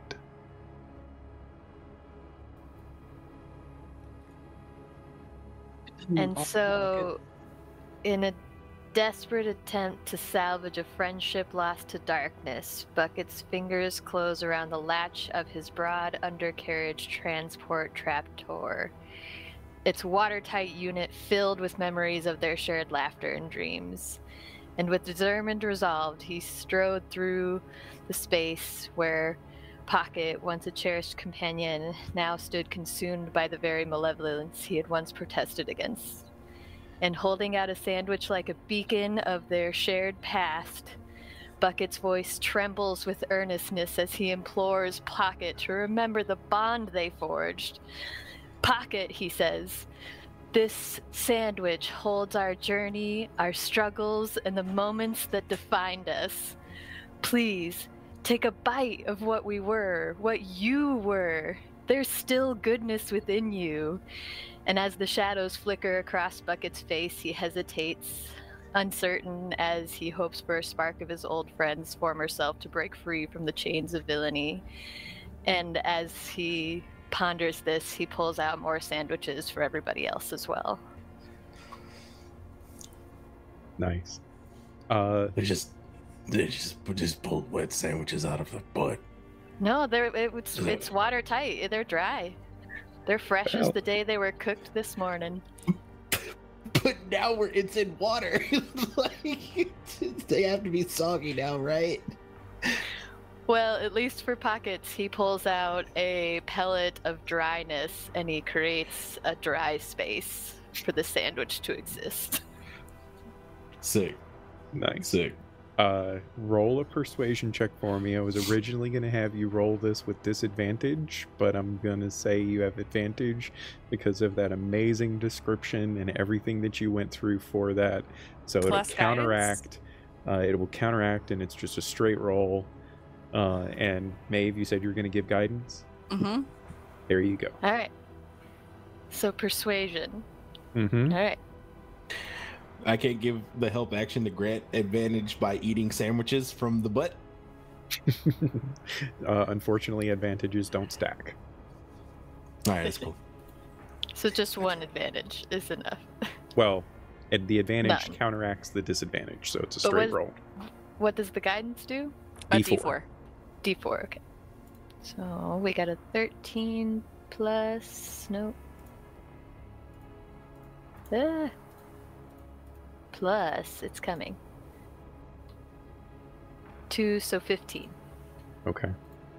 There is a moment of hesitation that you realize was not so much maybe after the fact, after thinking about this, assuming you all survived this encounter, maybe in some distant future memory that you might have, the hesitation that originally might have been thought as Pocket contemplating what happened, you realize very quickly becomes the whatever this demon mask is, whatever entity it is that has consumed Pocket, the consciousness and living essence, the soul, if you will, of Pocket, just didn't notice that you were there. And it kind of turns its masked face towards the lot of you, tilts its head to the side as if it were a puppy contemplating the treat that it is being given. And you hear in Pocket's voice, but altered, different than the memories that Bucket has. You hear him say, "Who are you?"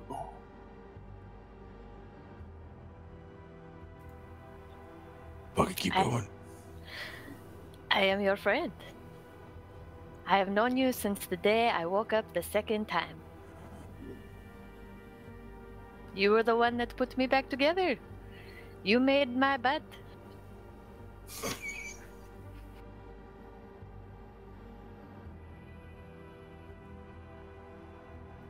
You're doing great. Bigger memories. Bigger memories. If you Together? if you know me, what is my name? Bucket? Before you were who you are, now you are Pocket. And if you want, you could just let me use that mask for a moment and I will show it to you. No. No, I don't think so. That's not how this works, you see.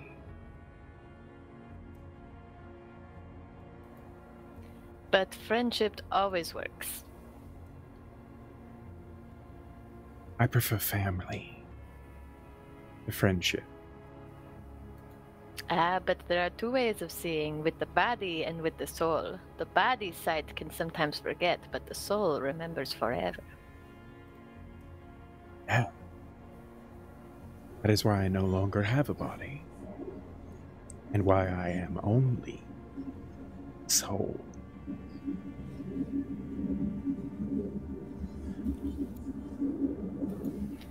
And Bucket turns to the others like, I'm a little out of my depth now. He said he doesn't have a body, but there's a body. I don't know what to say now. I think we need to appease to the emotion and not the logic. Are you here to Another stop little small. me? Don't say yes. Don't say yes. You think that little ones, such as yourselves, can stop me?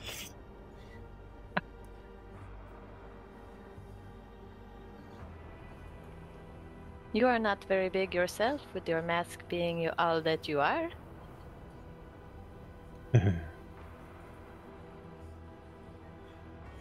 I am more than your simple minds, even linked as they are, could ever comprehend. Yes, but that body and I were close once, and I intend to remind it of our connection. He kind of holds up a hand and he looks at it.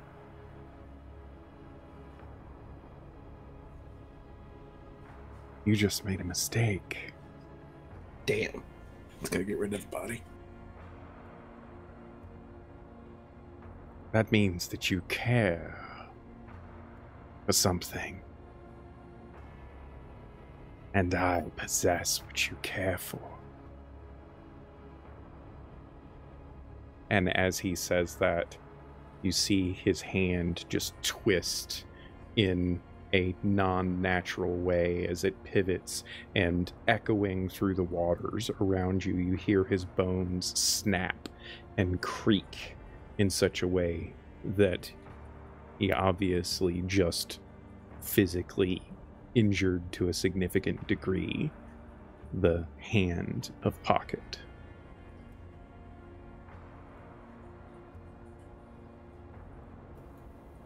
You may do what you will, but caring for something does not make one weaker. It makes one stronger. I guess that depends on whether or not an entity with my knowledge possesses that which you care for. Now, doesn't it? What if we don't care?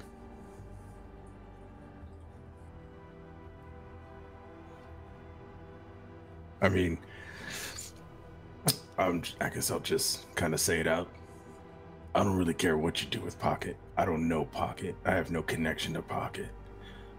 But I do think that someone else could be of greater use to you.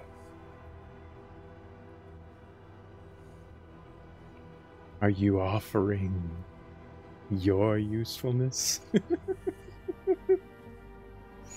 I'm pretty handy. What makes you think that I would ever need anything like you? It's not what you need. I mean, obviously you have everything in this pocket, person. It's more so of what I need. And it's not pocket, so you can twist his hand. Hell, you could kill him right now in front of me. I wouldn't care. But I know if you didn't have pocket, you need something else. Well, I spent quite a long amount of time getting to where I am now with this one. I would really hate to start over with you. But given your simple mind, that may not take quite as long. No, there's not a lot going on in here. It'd be as quick as you going from pocket to coming over here to me. And I'm pretty sure walking around with my stature and not somebody who has as small and feeble as pocket would provide you faster results otherwise. Oh, that's what tires me so much about you mortal. You think everything is about size and presence. Most of you think that sort of thing until I disintegrate you to ash in front of your friend. No, I'm just saying, man. We could have a lot of fun. Less hassle.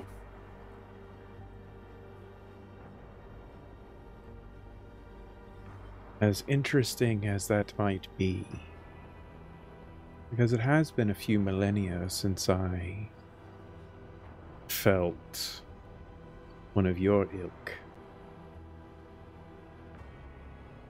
I don't have the time for that right now. You see, there is history unfolding all around, and I aim to see that history undone.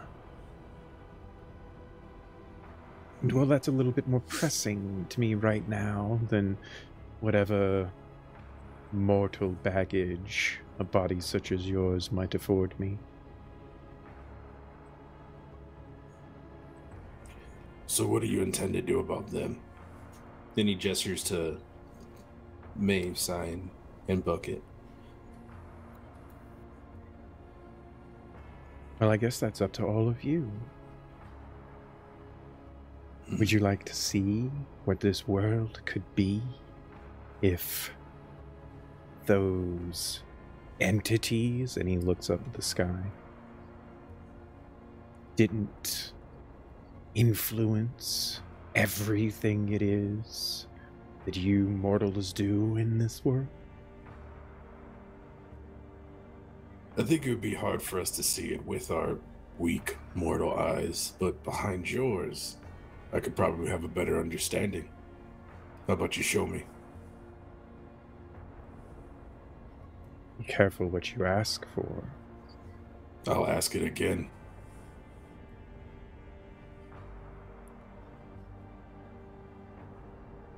Roll a persuasion check for me.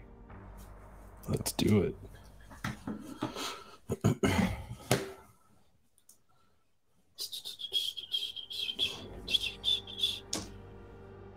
That's a 19. 18 on the die plus 1.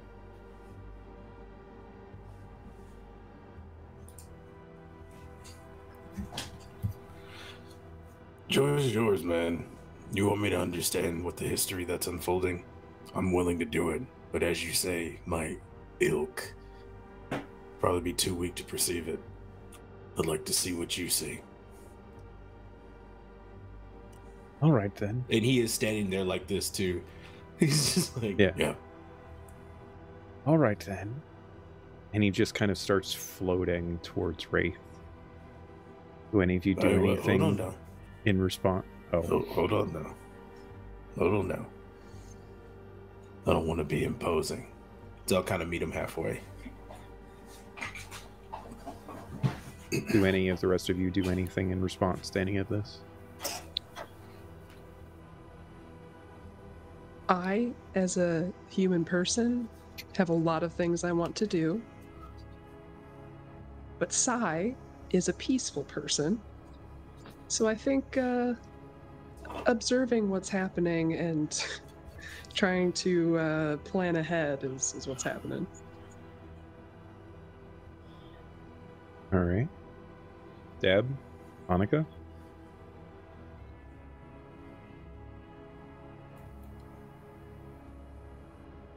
I don't know.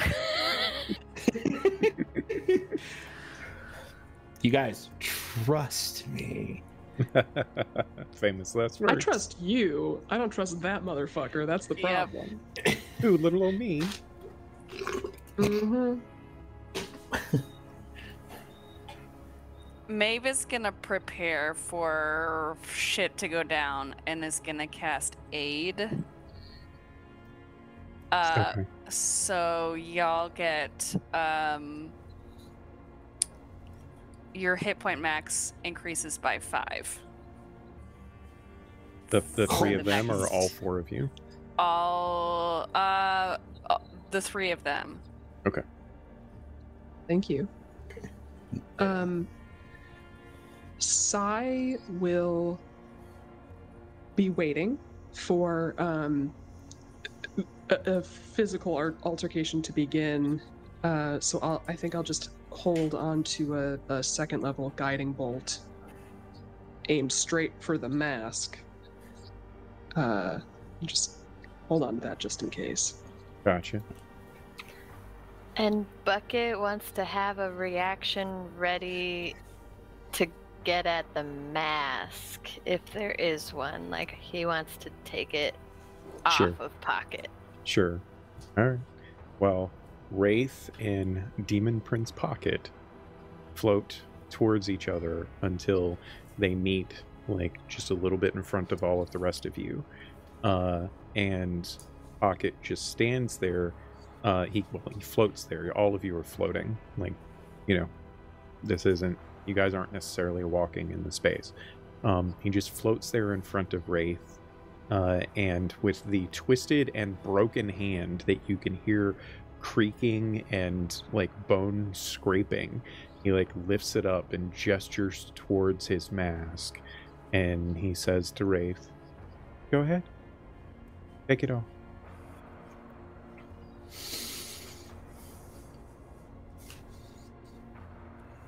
So just to give you a little bit of meta knowledge here, Ian, this is going to be a charisma challenge for Wraith to try to dominate the mask. Okay.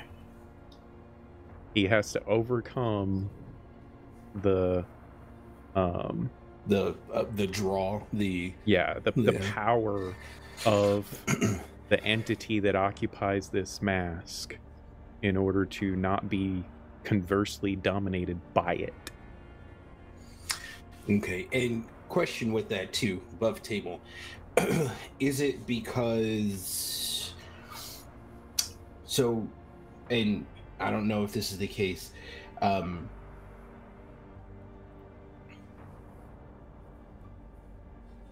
okay, I'm just gonna keep that cool. We're gonna do this.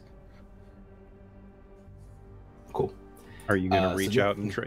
Like, you have. I'm saying this because you have a perfect opportunity where, in essence, this is like the best circumstance that Wraith could believe he would have at getting the drop on the figure in front of him.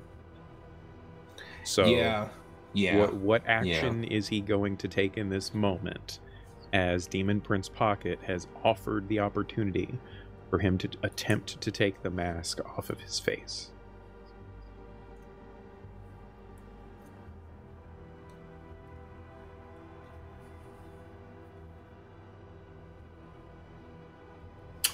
I'm gonna. How far away is everybody from us? Or from me? Or us, yeah. They're probably like 10, 15 feet behind you. 10, 15 feet. Okay. Cool. I'm gonna take that chance. I'm going to. Wraith's gonna put his hands up, and he's gonna put it around the mask, and Okay. As soon as his he's gonna take it hands off. touch the mask, I need for you to make a charisma saving throw, please.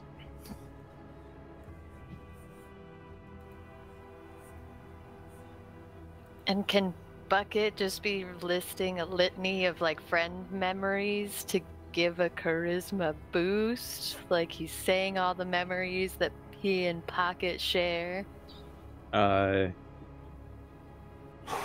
wouldn't work, I think, in this particular circumstance unless you could somehow convey those to Pocket, which, unless you tell me some way otherwise, I don't see you being able to do. What if I could? What if, since we're still connected, it's coming to me, and Wraith outwardly says it towards Pocket? Or Bucket has message. Can he send that message directly to Pocket? You can cast message as like Demon Prince Pocket is like floating towards Wraith, and as you attempt to make contact with your friend, the spell fails. Okay. Alright, I'm by myself. Okay. Now, in this moment, if you can come up with something to say, Annika, if you can come up with something that Bucket would like think to Wraith to say in this moment that could possibly throw Pocket or the entity that has become an overtaken Pocket, if there's something that you think that would be enough to potentially throw off the mind of the entity, I'm willing to give advantage to Ian for it, but you gotta wow me. No I pressure. think I might have something, but keep going. You got it. You got it. Talk amongst yourselves. So the idea I have has to do with his love interest at the shop, and how if he doesn't fight off the mask, he'll never know if he had a shot with her or not. Unless somebody has something else, that's what I think I want to go with. The only I thing think we that should do the family angle. I could think is like, can Maeve tell through the bond that, like, can she tell what's happening? And basically, my idea would be if she could tell, then I would cast Enhance Ability and give him Eagle Splendor. What does that do? Give you advantage on charisma checks.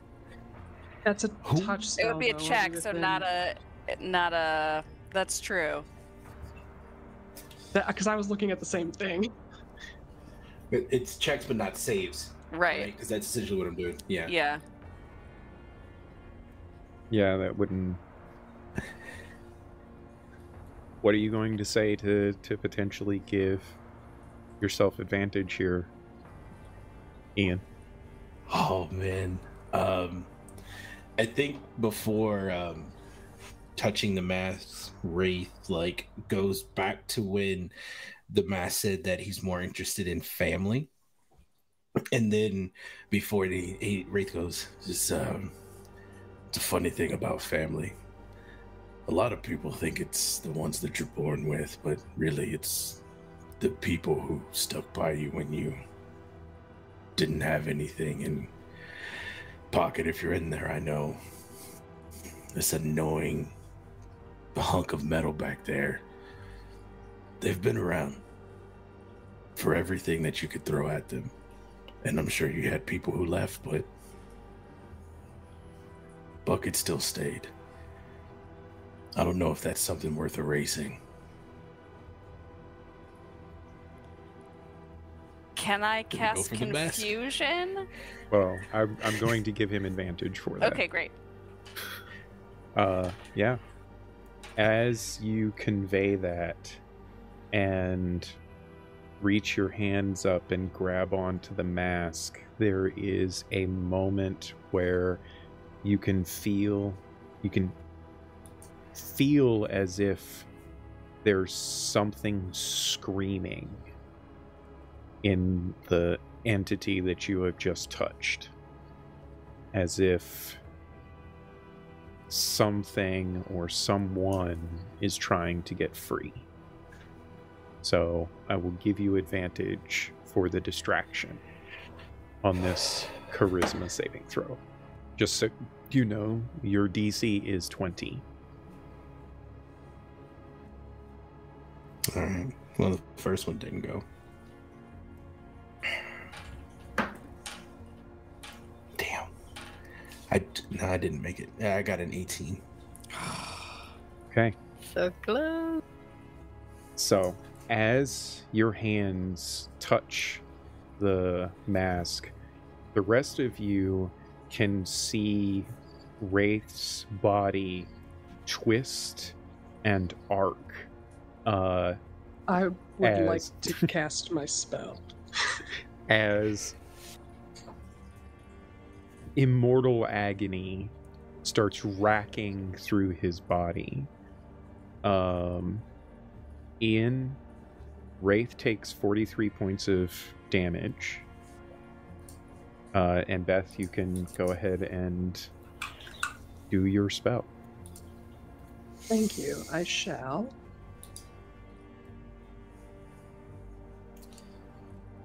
Not good, y'all. I was gonna say. Not good, y'all. What'd you get? I got a 9. It did that whole sat on the 20 and tipped. Wait, +5, right? Not +5, right? Because of the thing that Deb did? No, that you was will hit just points. get 5 added. Oh, Temporary. hit points. Hit Never points, mind. yeah. Yeah. Okay. So, yeah, I need for everybody to roll initiative, please, as Beth's, or as Sai's guiding bolt goes arcing through the water, radiance searing through the space. And I will load us up a map here. This is baloney. Like, they couldn't. Damn, dies. It's alright, we shot our shot.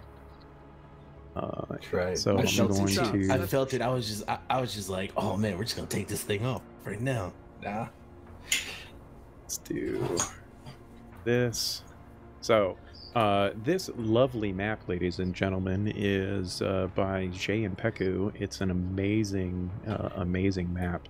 Absolutely, I'm in love with all of the detail that they did. If you would like some of their amazing work, please follow them on Patreon and pick up some of this awesomeness for yourselves. In the meantime, we are all the way down here where our at the top here there's the orrery with the magical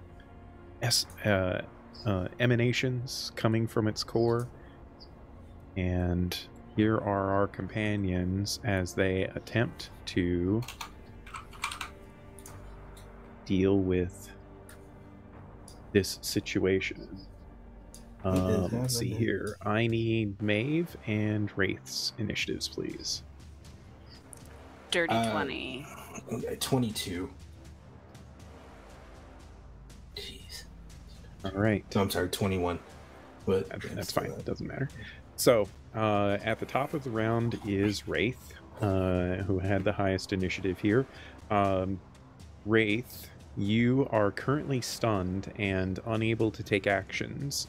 And all of the rest of you see Wraith struggling mightily to attempt to put the mask upon his face, as if he's trying to resist putting it on and is failing to do so.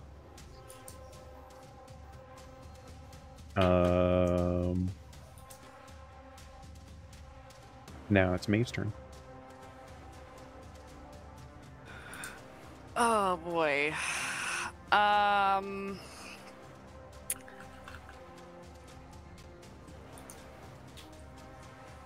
I am going to...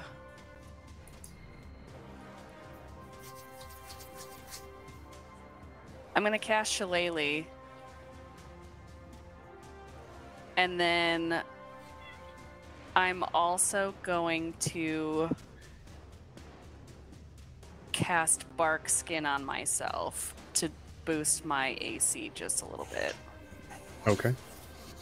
For what it's worth, I feel like that's something Maeve would have done before coming into here. Okay, great. So I'm happy with you having done the bark skin. At least I know Shillelagh is different because it has a lower duration, but bark skin lasts a long ass time. Perfect. And so I think you knew you were coming into danger, and Okay. I didn't give you an opportunity to quote unquote buff yourselves before you came down here. So Great. I will say that you could have already done bark skin Okay, then if you I'm wish gonna to do something else. Yeah, then I'm gonna cast Confusion on Pocket, Okay. which is a Wisdom 15 save. All right. Is wisdom. That's a 10. And I am going to use one of his legendary resistances to succeed against that. Okie doke. Burn through him. So at the end of Maeve's turn, you all see a pulse of energy ripple out from the orrery, and as it arcs through the space, you see some additional shadows kind of coalesce in the space around you. There is a form of a figure.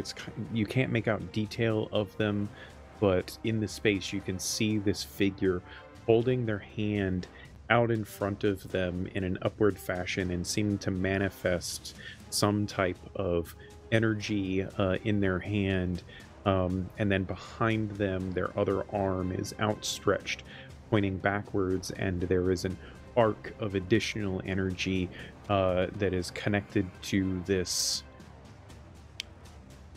shape upon the ground that is vaguely humanoid-like. And any of you that are proficient in Arcana can recognize a magic here that would be like siphoning power from one thing to do something else. Again, this is all like in the shadows of the ethereal quality of the like viewing of the fabric of history that is happening in the space around you, and it's not something that you seemingly are able to directly interact with in this moment. And then that brings us to Bucket. All right. What are your thoughts on invisibility underwater? I mean, I've already said that we're not going to get into like the minutia of, you know, that sort of thing. If you wanted to cast invisibility, it would have the same effects that you would expect it to have above water. Sweet. I think I'm going to do that then. Okay. And so, invisibly, can I approach this mask business that's going on between Wraith and Pocket, and can I make a grab for it? Sure. Is this regular invisibility or greater invisibility? Regular invisibility. Okay. So I'm going to stop going to try to find a thing for you, just so you know that will reveal you as soon as you attempt to, because it's basically going to be an attack to grab onto the mask and try. I'm assuming you're trying to like wrestle it away from Wraith. Yeah, basically. Okay, so it's up to you if you wanted to have expended the invisibility or not. It will give you advantage on attempting to do this. I was going to say the advantage was more so what I was going for, so I'm Cool. okay with losing the invisibility. All right. So, yeah, Bucket invokes some magic, disappears from sight and then the rest of you see Bucket manifesting directly in front of Wraith and grab onto the mask. So go ahead and roll a attack roll, basically an unarmed strike. You have advantage on that. The DC is 10 because it's not really defending in any way. Sure. Well, I got a 12 on the first roll, so I think That's I got totally it. Fine. Yeah. So 19, I'm even more impressive. Perfect. Rather than making an opposed grapple check, because there is nothing to oppose in this instance, you need to make a charisma saving throw against the entity. And I will say, because of the surprise of the circumstance, the surprise from the invisibility, Wraith also in there trying to do it as well, I will give you advantage on this. Nice. I need it. Oh, nope. I got a 10 the first roll and a 3 the second, so not today. Okay. Let's see. You then, sir, take 37 points of force damage as the power of the mask now has both Wraith and Bucket caught in its arc, so to speak, and their bodies are basically being racked and pulled apart from the power of it.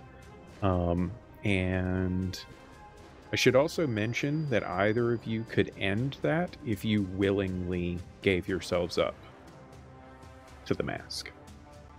I have been under the assumption that you're trying to not actually give yourselves over to the entity, and I want to make sure that that's perfectly clear, that if you did willingly do so, you could. That might change the circumstances of the fight that we're about to have, but just pointing that out. And that brings us to Sai. Okay. So currently the mask is still on Pocket? Is that So, correct? yes, essentially it is still on the body of Pocket that is almost like hanging limp, floating in the space, and both Wraith and Bucket have their hands upon the mask and seem to be trying to wrestle it off of Pocket's face, and currently find themselves in the throes of very painful magic in attempting to do so. Okay. Okay. I'm going to run forward. Before you do anything, actually, roll a religion check for me.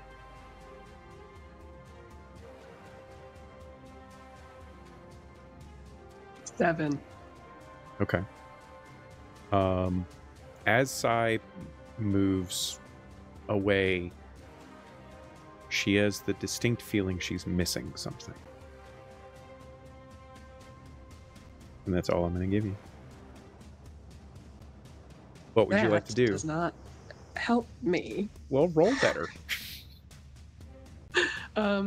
Okay, yeah, no, I'm gonna run up there and I'm going to cast a third level guiding bolt at the chrono thingy. Oh, at the orrery? The chronometraton? Yeah. All right. Go ahead and roll an attack roll. Yeah. Okay.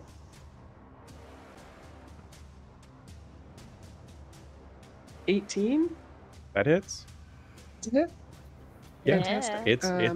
It's a big construct on stationary. Stationary. Okay. I mean, it's moving, so there's a chance that you could like be aiming at one of the spheres or something, and not calculate it correctly. But yeah, no, you slammed straight into the machine. Okay, I get to add an extra D8 for my divine strike, just for funsies. All right. Cool. Another 1 point. So that's like 15 points, I think. Okay. 14. So what does your guiding bolt look like as it sails through the water and slams into this magically arcing device? So, as the magic sort of crackles and the shadows weave around Sai's arm, this shadow becomes white as the spell leaves, and because they're underwater, it kind of looks like if you know the whole like food coloring water flow situation. It's a little bit different, less smoky and shadowy, and more like a colored liquid, and it heads towards the Ori, and when it makes contact with it, that sort of white energy turns black. Okay. And as the black, as it devolves into this dark twilight power and slams into the machine, you guys can all see a hitch and a start in the machine, and this, what had been a very like controlled, obvious power of the arcane there now becomes a little bit chaotic. And you can see that having an effect on the vision of the tapestry of history around you, as the shadows that manifest start to like shake and seem to be having some kind of a difficulty in holding on to their cohesion. Is that all? Very chill. That is my turn. Okay. That brings us to the entity.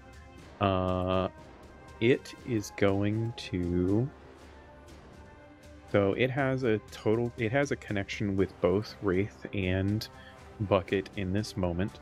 So it knows definitively which of you has the lesser charisma saving throw modifier. I would assume that's me. -1. Okay. In that case, I need for Bucket to please make a charisma saving throw. Excellent. Oh god, it was a 6 originally, so 5. Okay.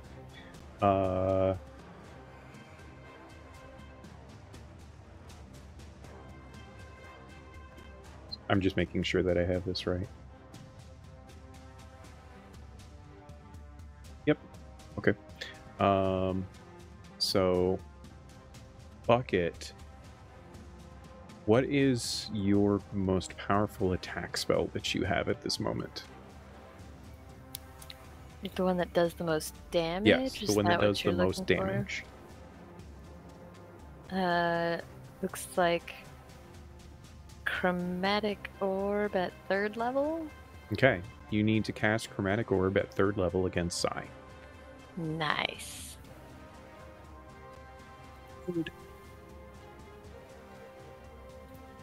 So, oh god, of course now is when I'm rolling well.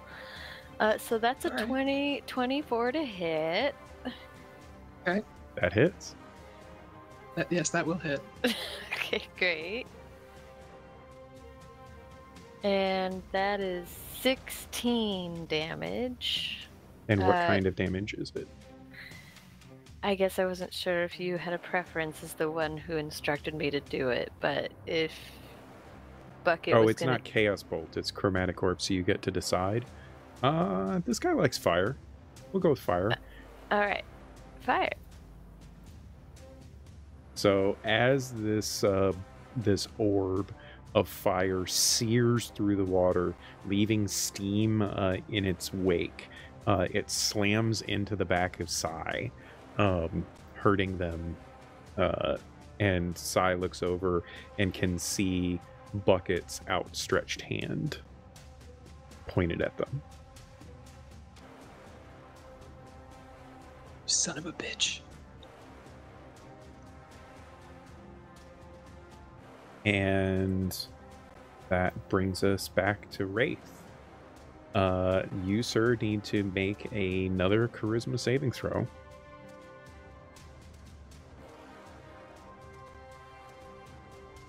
And well, because you are attached, or because you are vying for control from, technically you and Bucket are both vying for control in this point, I will say you have advantage on it because it's harder for the Demon Prince to quell you. I'm going to take what I got. I got a dirty 20. Okay. 19 on the die plus 1.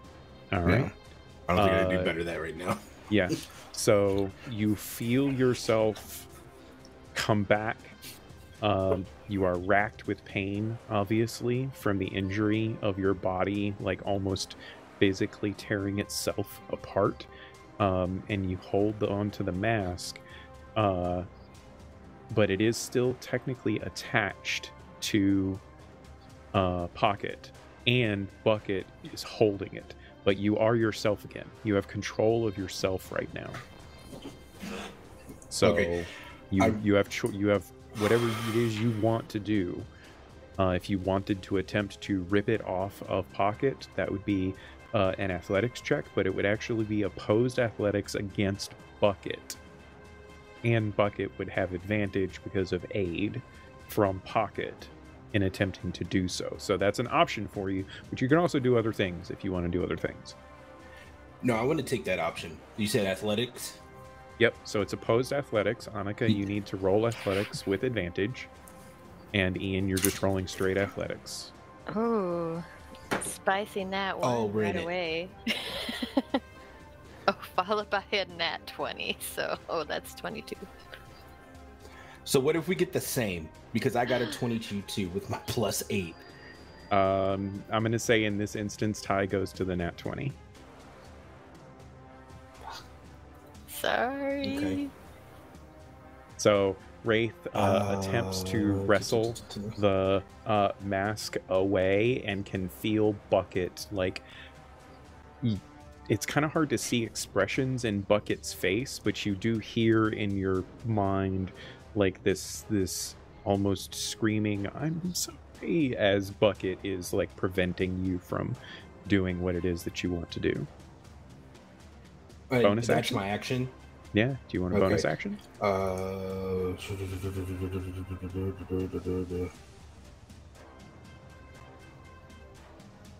Yeah, bonus action, second win, so I can gain some hit points. Do it. Cool. Okay, so I get an 8. Beautiful. All right, and that's me. Cool. Maeve, it is you. Please roll a religion check. Oh boy. 22. Because I'm rolling with actual Mad Rocks and not on D&D Beyond anymore. Screw D&D Beyond. Maeve has this overwhelming sense that she needs to invoke the entity that offered its help before it can offer its help. Great. So how do you think Maeve would do that, given the experience of the encounter that it had with the unnamed ascendant? Maeve would, she had cast Shillelagh on her staff, and she would hold it in both hands and feel the small essence of its memory that it had given to her to sort of hold on to and steward, and would just speak quietly in her mind and say, "We need your help now." Okay. As she speaks this in her mind, all of the rest of you hear that. And in response, you don't hear anything, but you feel that tiny flicker of sorrow that was in the back of your minds as you made your way down grow exponentially, very quickly, and then stop. And as that happens, the shadows clinging to the ceiling of this room swirl with an equally opposite light, and you see them form this strange, almost like rune up above. A kind of rune that any of you that have proficiency in Arcana and could see the rune would recognize as a ward of some kind. Like it becomes a living kind of magical ward. And as that happens, you hear loudly and physically a howl of agony come from the mask. And for the briefest of moments, you can see this manifestation of an arcane tether between the mask and the Ori. You see it so strongly, you feel like you could almost touch it. And in that moment, Bucket also regains themselves and is no longer stunned by the power of the mask.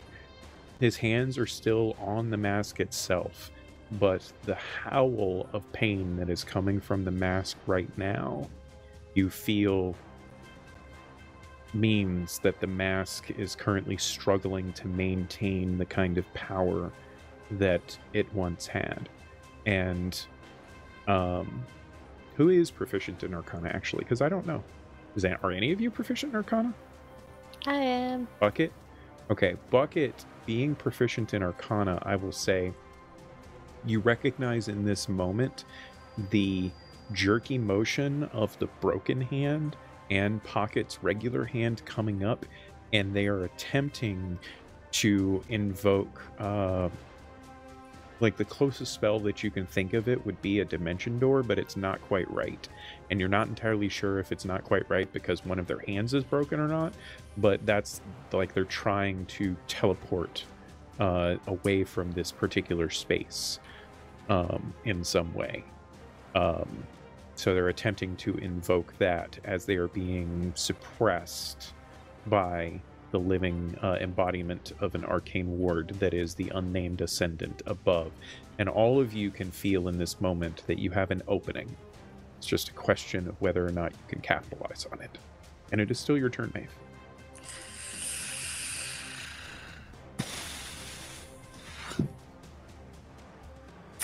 Well,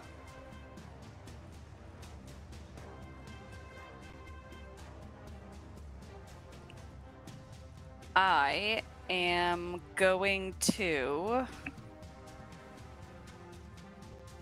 That just changed everything that I thought about doing. Sorry. No, that's great. I'm gonna cast Entangle. Entangle's an area effect spell, if I recall. Yes, it is.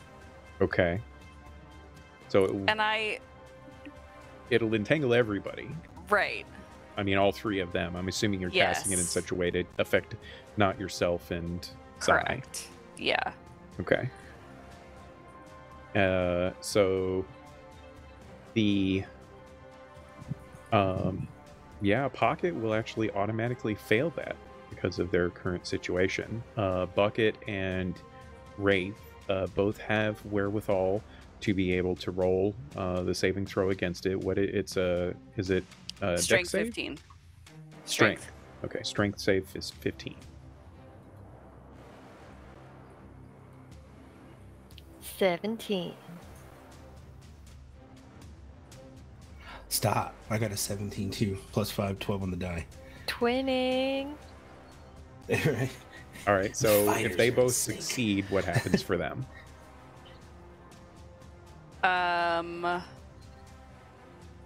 They are not restrained, and Pocket is restrained. Okay.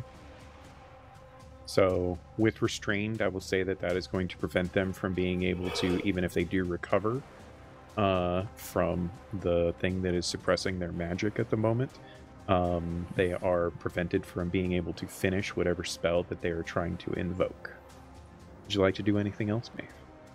Does Grasping Vines do damage or anything? This Or, is I just mean, Entangle. Is it No just damage. restrained? It's just Okay. restrained, yeah. Cool. Anything else?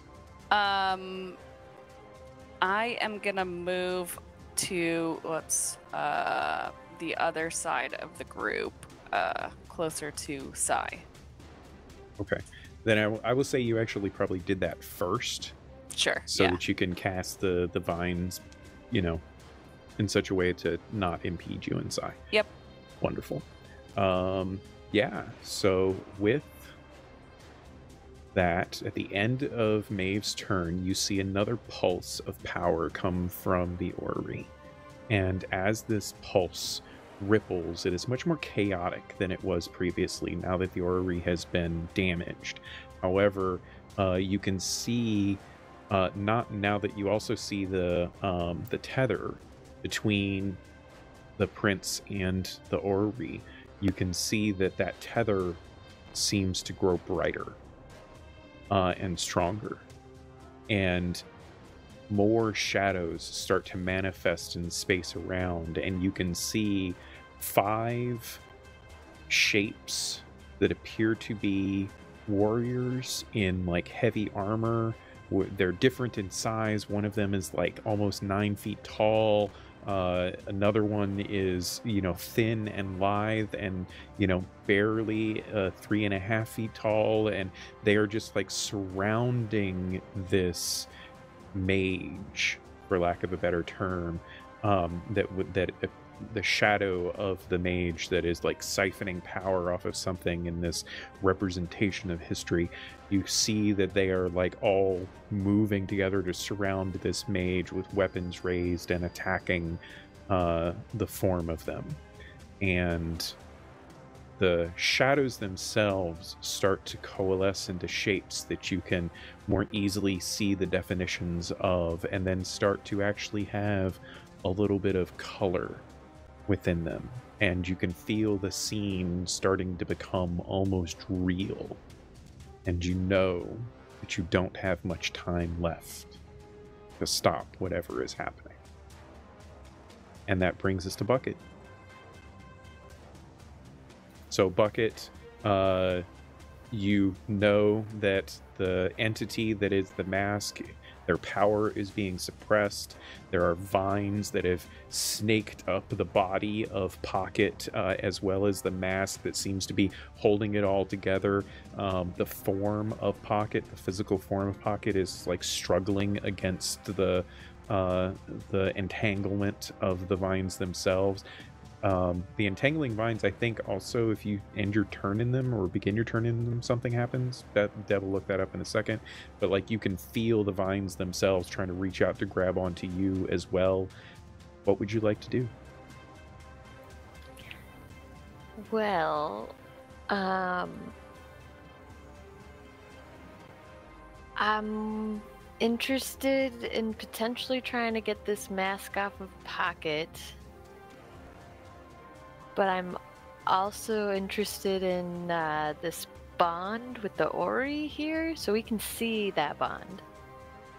Yes, you can see a physical manifestation of this arcane tether that exists between the Ori and Pocket. All right. Can we do some chromatic orb at that bond itself? Sure. Pick your damage and roll an attack. Yeah, I think because he likes fire, I want it to be cold. I will remind you that you're in water. Yeah. You are proficient in Arcana, right? Gonna kill us all. So I think if you're proficient in Arcana, you would understand cold would be a bad idea. And you would also understand that inherently things that are of an arcane nature tend to respond best from or with arcane force more than anything else. So maybe a thunder then. Because I don't actually have force, unfortunately.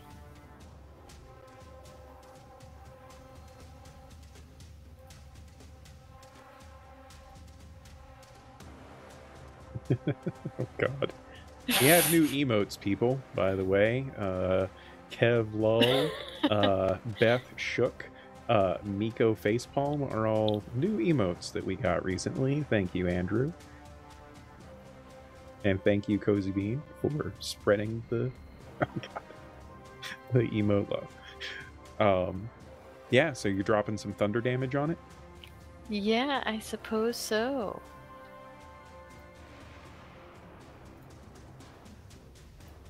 Okay, roll your attack. Yeah. To 16 to hit. Yeah, that's gonna hit. Okay. Do some damage. Oh. 24 was that one. Oh, Nelly. There's a lot of high rolls there. Yeah. Yeah. So what is it? How does it manifest as this boom of thunderous power, like ripples across out of Bucket's hand, slamming into this tether? What does Bucket's chromatic orb look like in this instance? Yeah, so I picture it as coming out of his magic hand. It kind of shifts into kind of a handless form, if you will, that just kind of like a gaping hole. And when it Arm ricochets, cannon. yeah, kind of like an arm cannon. And so as it ricochets out, it's just this bullet of pure pulsing energy. And when it strikes much like a sword would. There's almost like a finesse aspect to it as it bursts against this strong connection between the Ori and Pocket. Nice. Love it. Yeah, so all of you can actually see fragments of almost like a mirror. When a mirror cracks and it like ricochet, all of the cracks like ripple and ricochet up the sides of the mirror.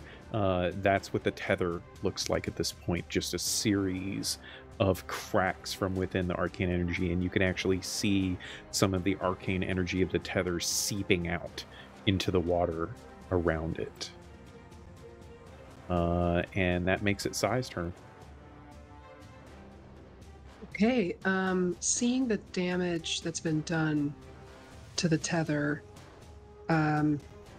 Sai is going to send some energy that way, or I guess pull some energy out of that way. And I want to cast a 4th level Dispel Magic on the tether.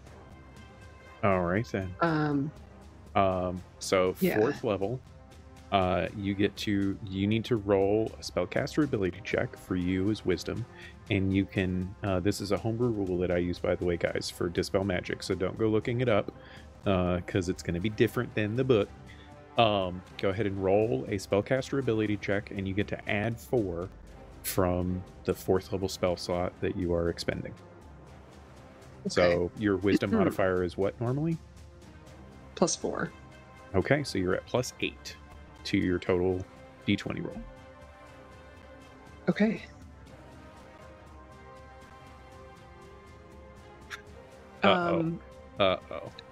No. That's just a hard no. Ooh, that's a nat 1. Yeah.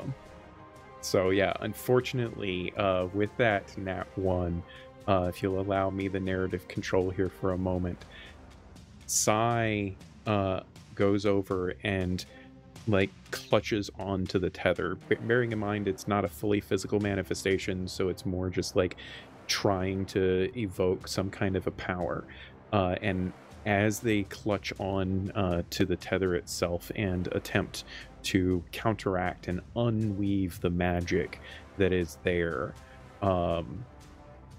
Sai hears an otherworldly presence in their mind, and it's a fiendish laughter that is all too familiar to Sai, a shadowy entity that they spent so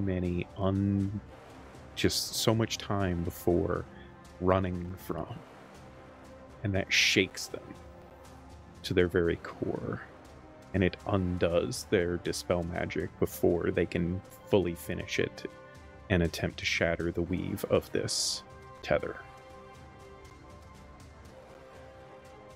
Dang. Does Sai react in any way to remembering that laugh? I think that you'd see Sai let go of the tether and sort of wince, like half bending over, like doubled over in pain, and they'll rub with deep pressure their thigh and just yeah, that's it. That's all. Okay. That brings us to the Demon Prince's turn. And so they have to do a saving throw. To roll it for everyone. That is a natural 3 on the roll. So they are still caught up by the unnamed ascendant from above, unable to wrest control of their magics. And then you said they have to make a save at the end of their turn, or they have to use an action to do a save for the entangle? They have to use an action. Oh, okay. Well, they're still entangled then. There is a writhing agony that is emanating from this mask. But you also get the sense that there is a building power there that you need to be fearful of as we come back to the top of the round, and it is Wraith's turn. So Wraith is gonna look over at Bucket and go, you gotta let go. Like, you have to go let go and help Sai and Maeve. I can't shoot anything at this thing, big old light ball over here. But well, you saw Bucket actually do the bolt at the tether. You saw the that. tether. Yeah. I would still be like, you gotta let go. And with that, being that they're restrained, if I wanted to continue to like pull this mask, like use my strength to pull this mask off, do I get any advantage because of that? You would actually be at disadvantage because currently the entangle is holding the mask onto Pocket's body. And in all honesty, talking above table here, you want it to stay that way. Yeah, I would assume so because of what you had said about the power building. Dude, I don't.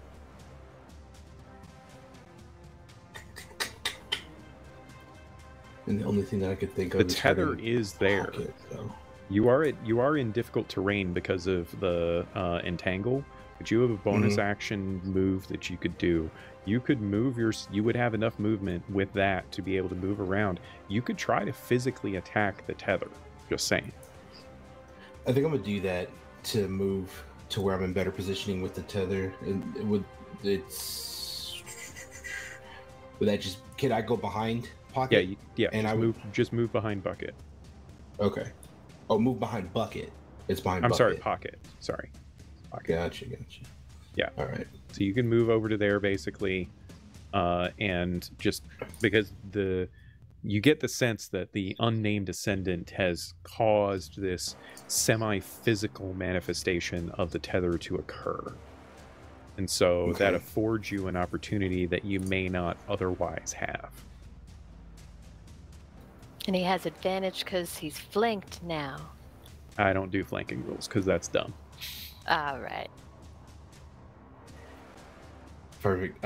So I'm gonna attack it with the adamantium dagger on here. Perfect. Yeah. 23 to hit. That hits. On that. Come on. Okay. It's gonna be for 7 points of damage on the first go through. And then see if I want to do anything.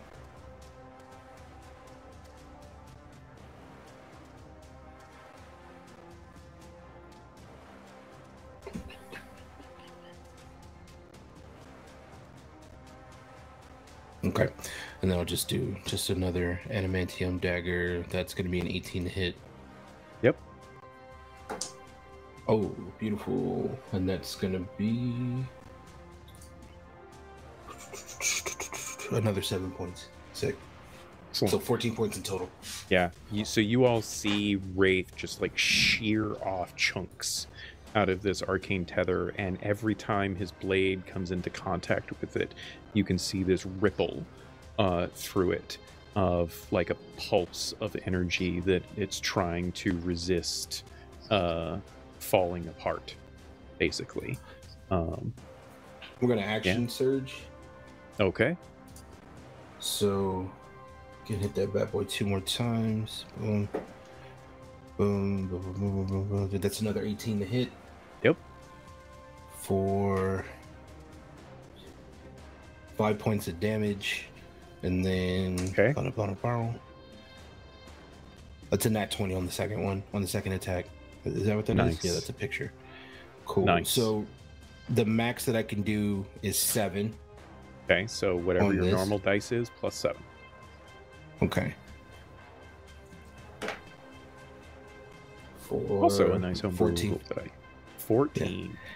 14 points. So that's 19 points on that on that action surge. All right. Wraith, or Ian, would you please describe what happens as Wraith severs this tether of arcane energy? Like, how does Wraith react as it just simply shatters like a piece of glass in front of him? I would think after it kind of shatters like glass, there is kind of like a pulse of energy that ripples through the water that you can see just kind of emanating from it. And I think with not wanting to go too far away from Bucket and Pocket, he kind of like grasps on the shoulder of Pocket as that ripple like goes through him and kind of like flails his legs out a little bit. And he's more so dialed in on the fact that, okay, that's one thing, and he refocuses back onto Pocket and the mask. He's just like, okay, we got to keep going. Okay, so as you were like contemplating all of this and like reach out and grab onto his form, yeah, so the tether itself, I don't know if any of you have ever seen a Prince Rupert's drop, but it's basically a piece of glass that is super strong until you snip a little tiny end of it, and then it just shoots all the way through the glass structure itself in an instant, shattering it into a million pieces. And that's basically what happens with this tether as Wraith cuts across it just in a flurry of blinding strikes and sundering the object or the tether itself. As this pulse of energy goes up and slams into the orrery, or as it reaches the orrery, there is a warble of power that just pulses away from the orrery itself. As it emanates out, all of you get knocked completely to the ground from the power of this emanation. The entangle spell fades from existence, basically, in this moment. You are barely able, Maeve, to hold on to the power within your staff as you can see the shadow from the possession by the unnamed descendant kind of almost having a difficult time maintaining cohesion after being impacted by this explosion of energy from the orrery itself. The orrery stops, and it stops mid-pulse, like mid-rotation. And when it stops, all of the shadows that surround each of you, they stop as well. Whereas before, you realized they had been in a slowly progressing point of movement. They now completely stop. And manifesting around you with not full clarity, something that is very difficult to see, you bear witness to the 5 paladin-esque figures swarming around this archmage of obviously elven descent, resplendent in illustrious robes that are black and purple and blue, an obvious malevolence on this archmage's face as he is fighting these holy warriors, his arm twisted and turned behind him as he is siphoning power off of whatever entity is behind him. And then manifesting another shadow behind him is another figure, another archmage, not dressed as resplendently as the first, one that seems to be almost lurking in the shadows behind the confrontation, with his arm extended out and a single finger pointed forward at the first archmage. You see a bolt of dark energy slowly emanating from his finger, flying towards the archmage itself. And Bucket would recognize a very powerful spell designed to turn an individual to ash if struck. And I need for all four of you to please roll an insight check for me, please.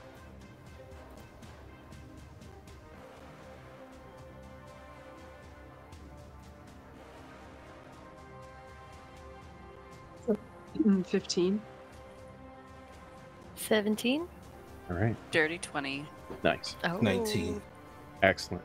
So yeah, in this moment, as you guys are actually seeing this scene kind of play out in front of you now that it is at a standstill, you almost have an understanding that whatever this was, whatever this entity was attempting to do, this archmage was attempting to siphon off of what you believe to have been the emerging ascendant.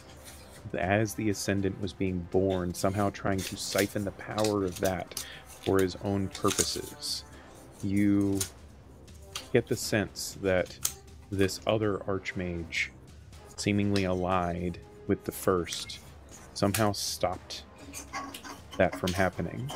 That he turned on his companion, and in doing so, he probably stopped something else much worse from happening.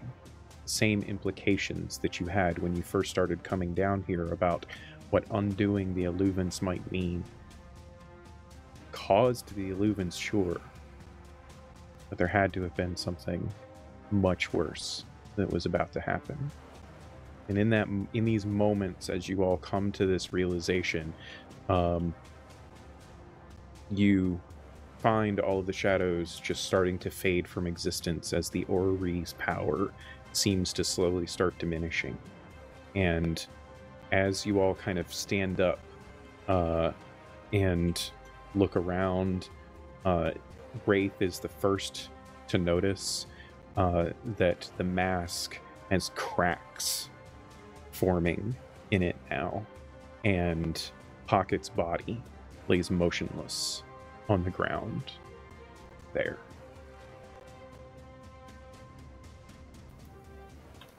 Bucket rushes over to the body to see if there's any sort of response.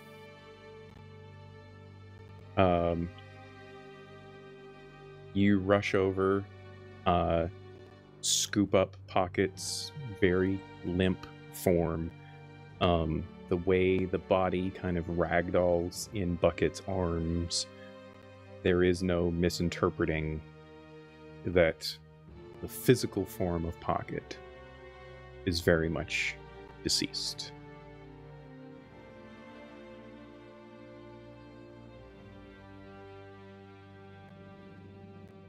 Okay. I'm I sorry think- about your friend.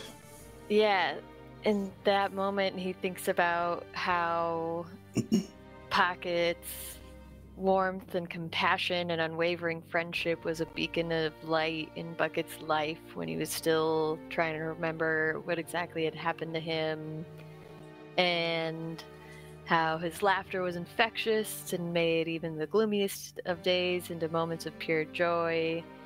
And his kindness knew no bounds, and it was an unending wellspring that flowed towards anyone who crossed his path. And so you just gently closes the eyes and lays the body down and stands up and turns to the group. As he removes the mask off of Pocket's body, the mask just kind of lifts off without resistance at all, and it almost crumbles a little bit in Bucket's hand. Like pieces of it fall off and just kind of float away. And he casts the mask aside, and he looks down and he sees Pocket's face. There's some desiccation there, as if the physical body had probably been dead for some time. And as he's looking, there's a kind of smile, just a little tiny slight smile upon the face of the deceased Pocket. And as Bucket goes to stand up, he notices something sticking out from the jacket of Pocket's. Torn and tattered as it might be, he still recognizes the place that Pocket used to have inside of the edge of his coat, where he would write all of his grandiose plans that he would come up with. And there is a rolled up piece of parchment kind of poking out ever so slightly from the corner. Oh, we're grabbing that. You scoop it up and you turn and look at the rest of your companions.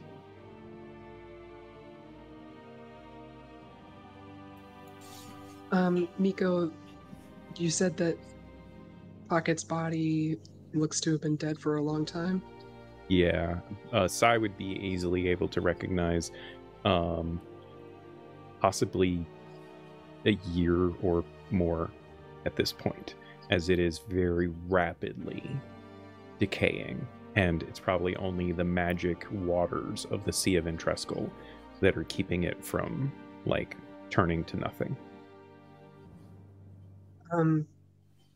They will, underwater, kneel beside Pocket's body and hold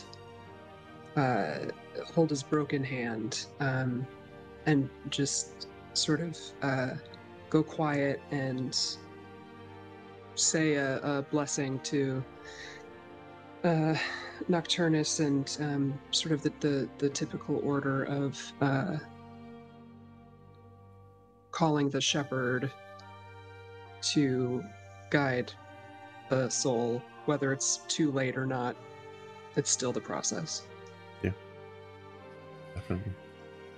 Maeve would join in that. Maeve has seen Sai do this before, and Maeve would sort of kneel down on Pocket's other side and cast Gentle Repose, and just give the traditional, like, druidic Circle of the Grove type blessing for Pocket in his deceased form. Roll a spellcaster ability check for me, please.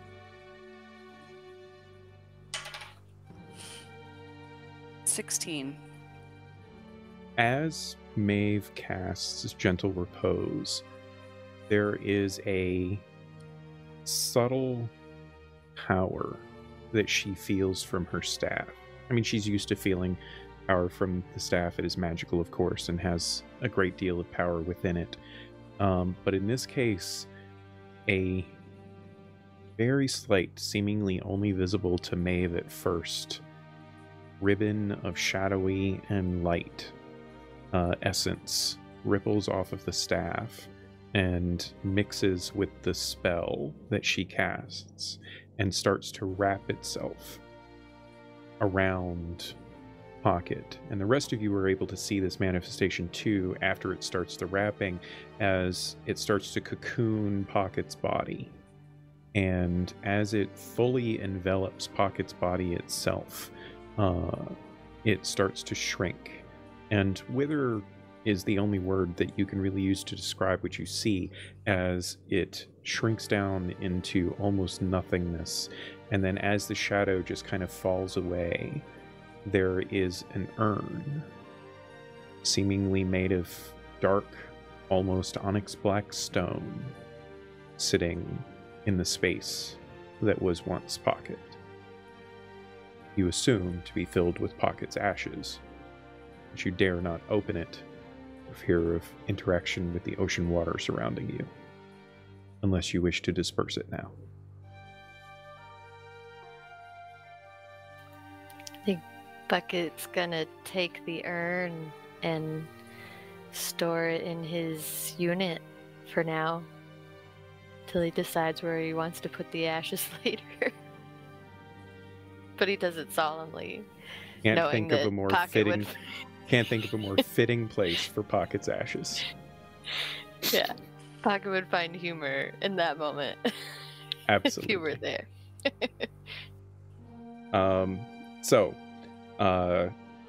In the interest of time, I'm going to narrate here a little bit and then toss it back to you guys for follow-up. But as you all leave this place, there is still a solemnity to it. You aren't sure what any of this means now, as the memories that were being evoked by the orrery fade to nothingness. The orrery itself seemingly drained or shattered of all magic, and you can already tell the waters of the Sea of Entrescal are having an effect on the orrery itself, as if some force within the sea is making manifest the natural affectation of seawater upon metal at a much more rapid pace than would normally be possible. You make your way out of the Hall of Remembrance, and as you leave the door, there is that sorrow that had been clinging to the back of your minds fades, disappears as you exit the Halls of Remembrance. Maeve, you can still see and feel the shadowy energy in your staff that you recognize you have a quest to do in returning it to the Bone Orchard. And so it still exists, and you know that whatever that unnamed ascendant, whatever that unnamed descendant was, they're still there. They're still here. They're still all around you in the sea, and they are continuing the fragment of their existence that they are, despite no one else knowing that they even exist. And you ascend up through the waters of the Sea of Entrescal, Wraith even a little bit more comfortable than maybe he realizes in the moment. Maybe he's too distracted. Maybe it just doesn't matter anymore. But eventually you reach the Siren Scribe, climb up onto the decks, and Captain Bolvis simply acknowledges that you came back, sees your injuries, and leaves it at that, and then starts sailing for the nearest port. If you would all please tell us what happens in the coming days, and maybe weeks or longer, for each of your characters. Ian, I'd actually dig you starting, if you don't mind, sir. I think after they report back and, information is passed, what have you, I think Wraith finally got his payday. And in that, he looks to whoever is the reporting officer for the order, and he goes, "All right, well, I'm done. Yeah, I did everything that you asked, so I'm going to take my coin and I'm going to disappear somewhere with no water. Don't call me. Don't look for me. That's it." And kind of just tries to disassociate himself, with them as much as possible. But still keeps in contact with everyone else. I think Bucket and him have gotten that friendship to where like they're always messing with each other and like always kind of like doing jests, and if it's allowed, maybe visiting Maeve at the Bone Orchard just to kind of see it, because she keeps talking about it. I want to see what it is. And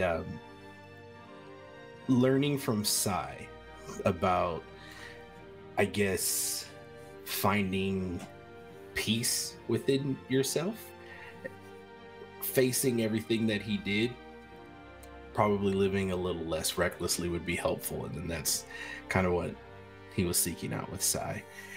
But yeah, that's what Wraith is getting up to right now. Awesome. And speaking of Sai, Beth, what are the coming days like for Sai? Well, I think that likely the rest of the boat ride would be a bit quiet for Sai. I think they would spend a lot of time thinking about this new friend that they've made in Bucket, and not dwelling, but I guess just respectfully just remembering and acknowledging his loss in his friend. I think that they would also kind of fall deep into their head a bit about what happened down there, and the flashes of memory, and wondering why this is coming up now of all times. They also, as we were swimming down and then back up again, I took some of the seaweed and other plants, and I had stowed them in my jacket of holding. So I'll give those to Maeve to examine and, figure out. And then I think as far as getting off the boat and everything, Sai will do what they usually do and look to Maeve for direction, and just will go where she goes. All right. And Maeve, where does she go? Maeve goes directly to Lady Ilraine to make a report about the events under. Glad somebody's the doing their sea. job around here. Jeez. It was implied. I said that. I was like, after we've talked to who we talked to. And would spend a few days in the city and kind of make sure that things are settled, and then head off to the Black Timber Woodland for the completion of her side quest that she now has. All right. Maybe we'll touch on that in a future arc. We shall see. Yes. And Annika, please tell us what happens to Bucket. Oh, actually, I'm curious. When does Bucket read the letter? I'm gonna get to that.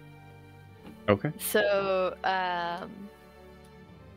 Bucket is quiet the entire ascent and return to the port city, and dutifully does his report and heads off into the city to a familiar bar with a familiar inscription on a familiar table. And only once there's a filthy beer that is partially watered down in his hands does he pull out the letter that he got in the water. Okay. So, yeah. Let's see here. Let me just pull it up. Hi, Bucket. Hope you're reading this with a grin under that faceplate of yours, because you know something's up when Pocket gets all sentimental. but I want you to hear this from me just in case. You and me, we've had some crazy adventures, haven't we? All those wild plans, silly ideas, and big dreams. You were more than just my friend. You were my anchor.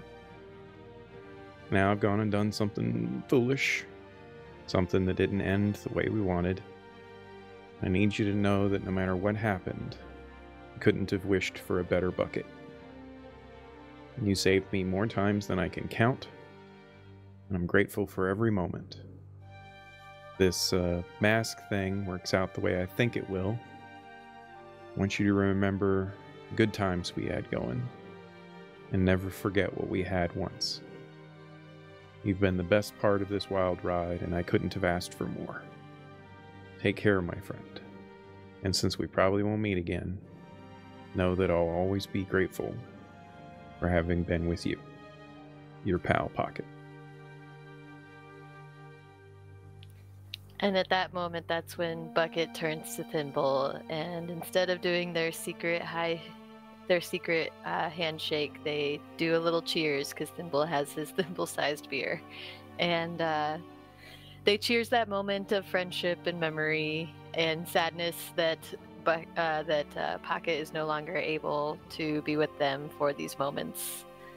And so he spends some time wandering about the city, perhaps wanders to Lady Ilrain's, where she spends some time talking to him about the initiative and its mission, and I think Bucket would apply to be a member if they would have him. Yeah. The choice is given to Bucket as, so, you've done this awesome and amazing thing. You can either join us, or you can visit the Gray Man and have a entirely new life. Either way, you get something new. Yeah, so he spends a few more days considering the decision, but one day when the wind is high, he goes to a spot that he and Pocket had a lot of fond memories of, and it was like more of a scenic place in the city, and that's when Bucket opens his butt unit and pulls out the ashes and tosses parts of them into the wind, knowing that he'll need to save some for later because Pocket wants to see more than just this sloppy city. So having left that piece of him here, he puts the rest back in the unit and shuts it off and heads off to... There's a particular breeze as you toss some of the ashes up in the air in Amana. It catches some of them, and off camera we follow the trail of these ashes as they float through Amana, eventually bursting through an open window at the Cogsworn Collective and landing upon a certain other artificer's desk, completely blowing over a bunch of whatever the artificer in question was working on, and throwing everything into disarray. And Bucket feels a sense of yeah, that was going wherever it needed to go as the wind takes it. Nice. And he spends a few days thinking about it, but he eventually goes back to Lady Ilrain and signs up for the initiative. Awesome. Well, everyone, thank you so much for sticking through that amazing story with all of us. Huge shout out to all of you guys here at the table. I loved all of that. And I hope we get to see these characters again in the future. We shall see. Before we get to the outros here, I just have one last thing to mention. As all of that is transpiring for these individuals and their individual journeys, we shall say, the camera pans away, leaving behind Amana floating up into the skies, giving an amazing aerial view of the Sea of Entrescal itself, and it moves west, across the Aelrus Mountains, and past other countries that we have yet to see, and coming across a particular vast desert, the deserts of Abrath. The flight through the deserts themselves, we see vast towering spires of obvious arcane necessity, and droves of people riding around on sailing ships that sail across the sands of the desert itself. And eventually the camera settles on a lone figure off in the distance, coming slowly up behind them as they are walking across the very dunes of the sand itself. We see a tall, lithe, half-elven woman with brown hair pulled tightly at the back of her head, cloth covering part of her face, her glorious eyes kind of peeking over the cloth, an obvious smile on her cheekbones, and a particular mask hanging from her hips. And as she moves forward, trudging through this sand, we see a staff in her hand. She's using it as a walking stick to help guide her through these sands, and at the top of that staff itself, there is a crystal glistening in the bright lights of the twin suns that Ysterra orbits, catching everything from the luminescence of the deserts around, lightning seeming to arc and twist inside of the crystal itself, that turns a purplish pink. And she looks at the staff and just nods and walks on. And that is our adventure, ladies and gentlemen. Thank you so much for joining us. I very much appreciate you sticking through with this amazing story. I look forward to the stories that we get to continue to tell here. We're going to go around the table and let all of these fine folks tell us all about the awesome stuff that they are getting up to on the internet these days. And we are going to start with the wonderful and lovely Annika. Thank you so much for joining us for this adventure. I could not think of a better person to have had with us in this tale. Please tell everyone what you've got going on. Yeah, so I am going to be taking a little break here before I gear up for some Lord of the Rings in September. We had session 0 a few days ago, and it's very exciting. And then I am also writing the one-shot for an Obojima playtest we're going to be doing. So that's going to be coming up in October, and we'll be sure to share the details when we finalize them. Absolutely, absolutely. I'm looking forward to producing that. I think it's going to be great. Wonderful. Thank you so much. Continuing, Beth, the awesome Beth Masco, the Beth Masco. Please tell us, now that you're recovered from being sick, what all you've got going on. Well, I have some things happening. More Ysterra to come, obviously. Can't get rid of me. Tomorrow, tomorrow I'm playing in Bleak Season's Lord of the Rings game that's currently going, this current arc, which has been a ton of fun. So definitely check it out over on the Guild Superior channel if you would like. And then Friday we've got Lanata Turna with both Miko and Deb, and that is just absolutely so dope. That shit. So dark. It's so good. Guys. It's so good. Our characters are just the best, and I can't wait to learn more about them. So that's a good one to watch. Shout out to Deb and the awesomeness that is a creepy little doll. So creepy. Oh my god. I love it. Yeah, so lots of good stuff coming up. This was a really fun arc. Can't wait for the next one. I didn't expect to get misty when talking about a robot pulling ashes out of their butt, but you know. I mean, that's Life just how awesome surprises. Annika is right there. I know. Yeah. So Just never know. This was Annika, you're the best, and I love Bucket so much. So yeah, this was good. Thank you so much.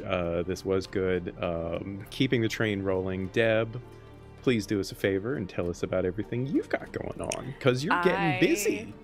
I'm getting a little busy, yeah. I am gonna be in some upcoming Ysterra arcs. Can't wait. This was so much fun. I had such a blast in this particular arc, as always. And as Beth mentioned, the Lanat Eterna thing is happening on Fridays, and holy cow, so much fun. If you want some weird shit, that is the way to get it, because it is just a delight, a creepy delight. And yeah, you can find me on Instagram at @dsweats. I am there. Yeah, that's me. And Instagram, not Twitter, because you are not a man from Yes. Texas. Correct. But speaking of a man from Texas, Ian, my boy, my oos, bro, please tell us about everything for you, sir. Oh man. Hey everybody, I'm Ian. You can find me on all socials at YouBoyBig. Of course, I will be here for another arc of Ysterra, because why the hell not? This one was a lot of fun too, and I appreciate Miko allowing me to play like such a just whatever character, because it was kind of fun just to be like, no, I'm just not gonna do that. And so dealing with that nonsense. But yeah, if you want to know what I'm doing next, make sure you follow me on Twitter. That's where a lot of the stuff I have going on. I do a lot of guest appearances on other streams, things like that, as well as actual play podcasts. If you're down for that, definitely follow my Twitter for those. Most recently, the Fang Gang podcast, There's San Diego by Night. I guest starred as a dope vampire club owner. And Sweet. keep a very close eye within the next 2 months on my Twitter, because there'll be some cool announcements about like a TTRPG award show that I'm going to be a part of. That's all I can say. So Cool. yeah, super excited. Awesome, dude. Looking forward to it. Definitely give all these fine people a follow on their socials to keep abreast of the awesomeness that they are. And yeah, I am Miko, otherwise known as the OKSGM. You can find me on all the socials at _OKS_GM. And then the places that don't let underscores, you just take them out.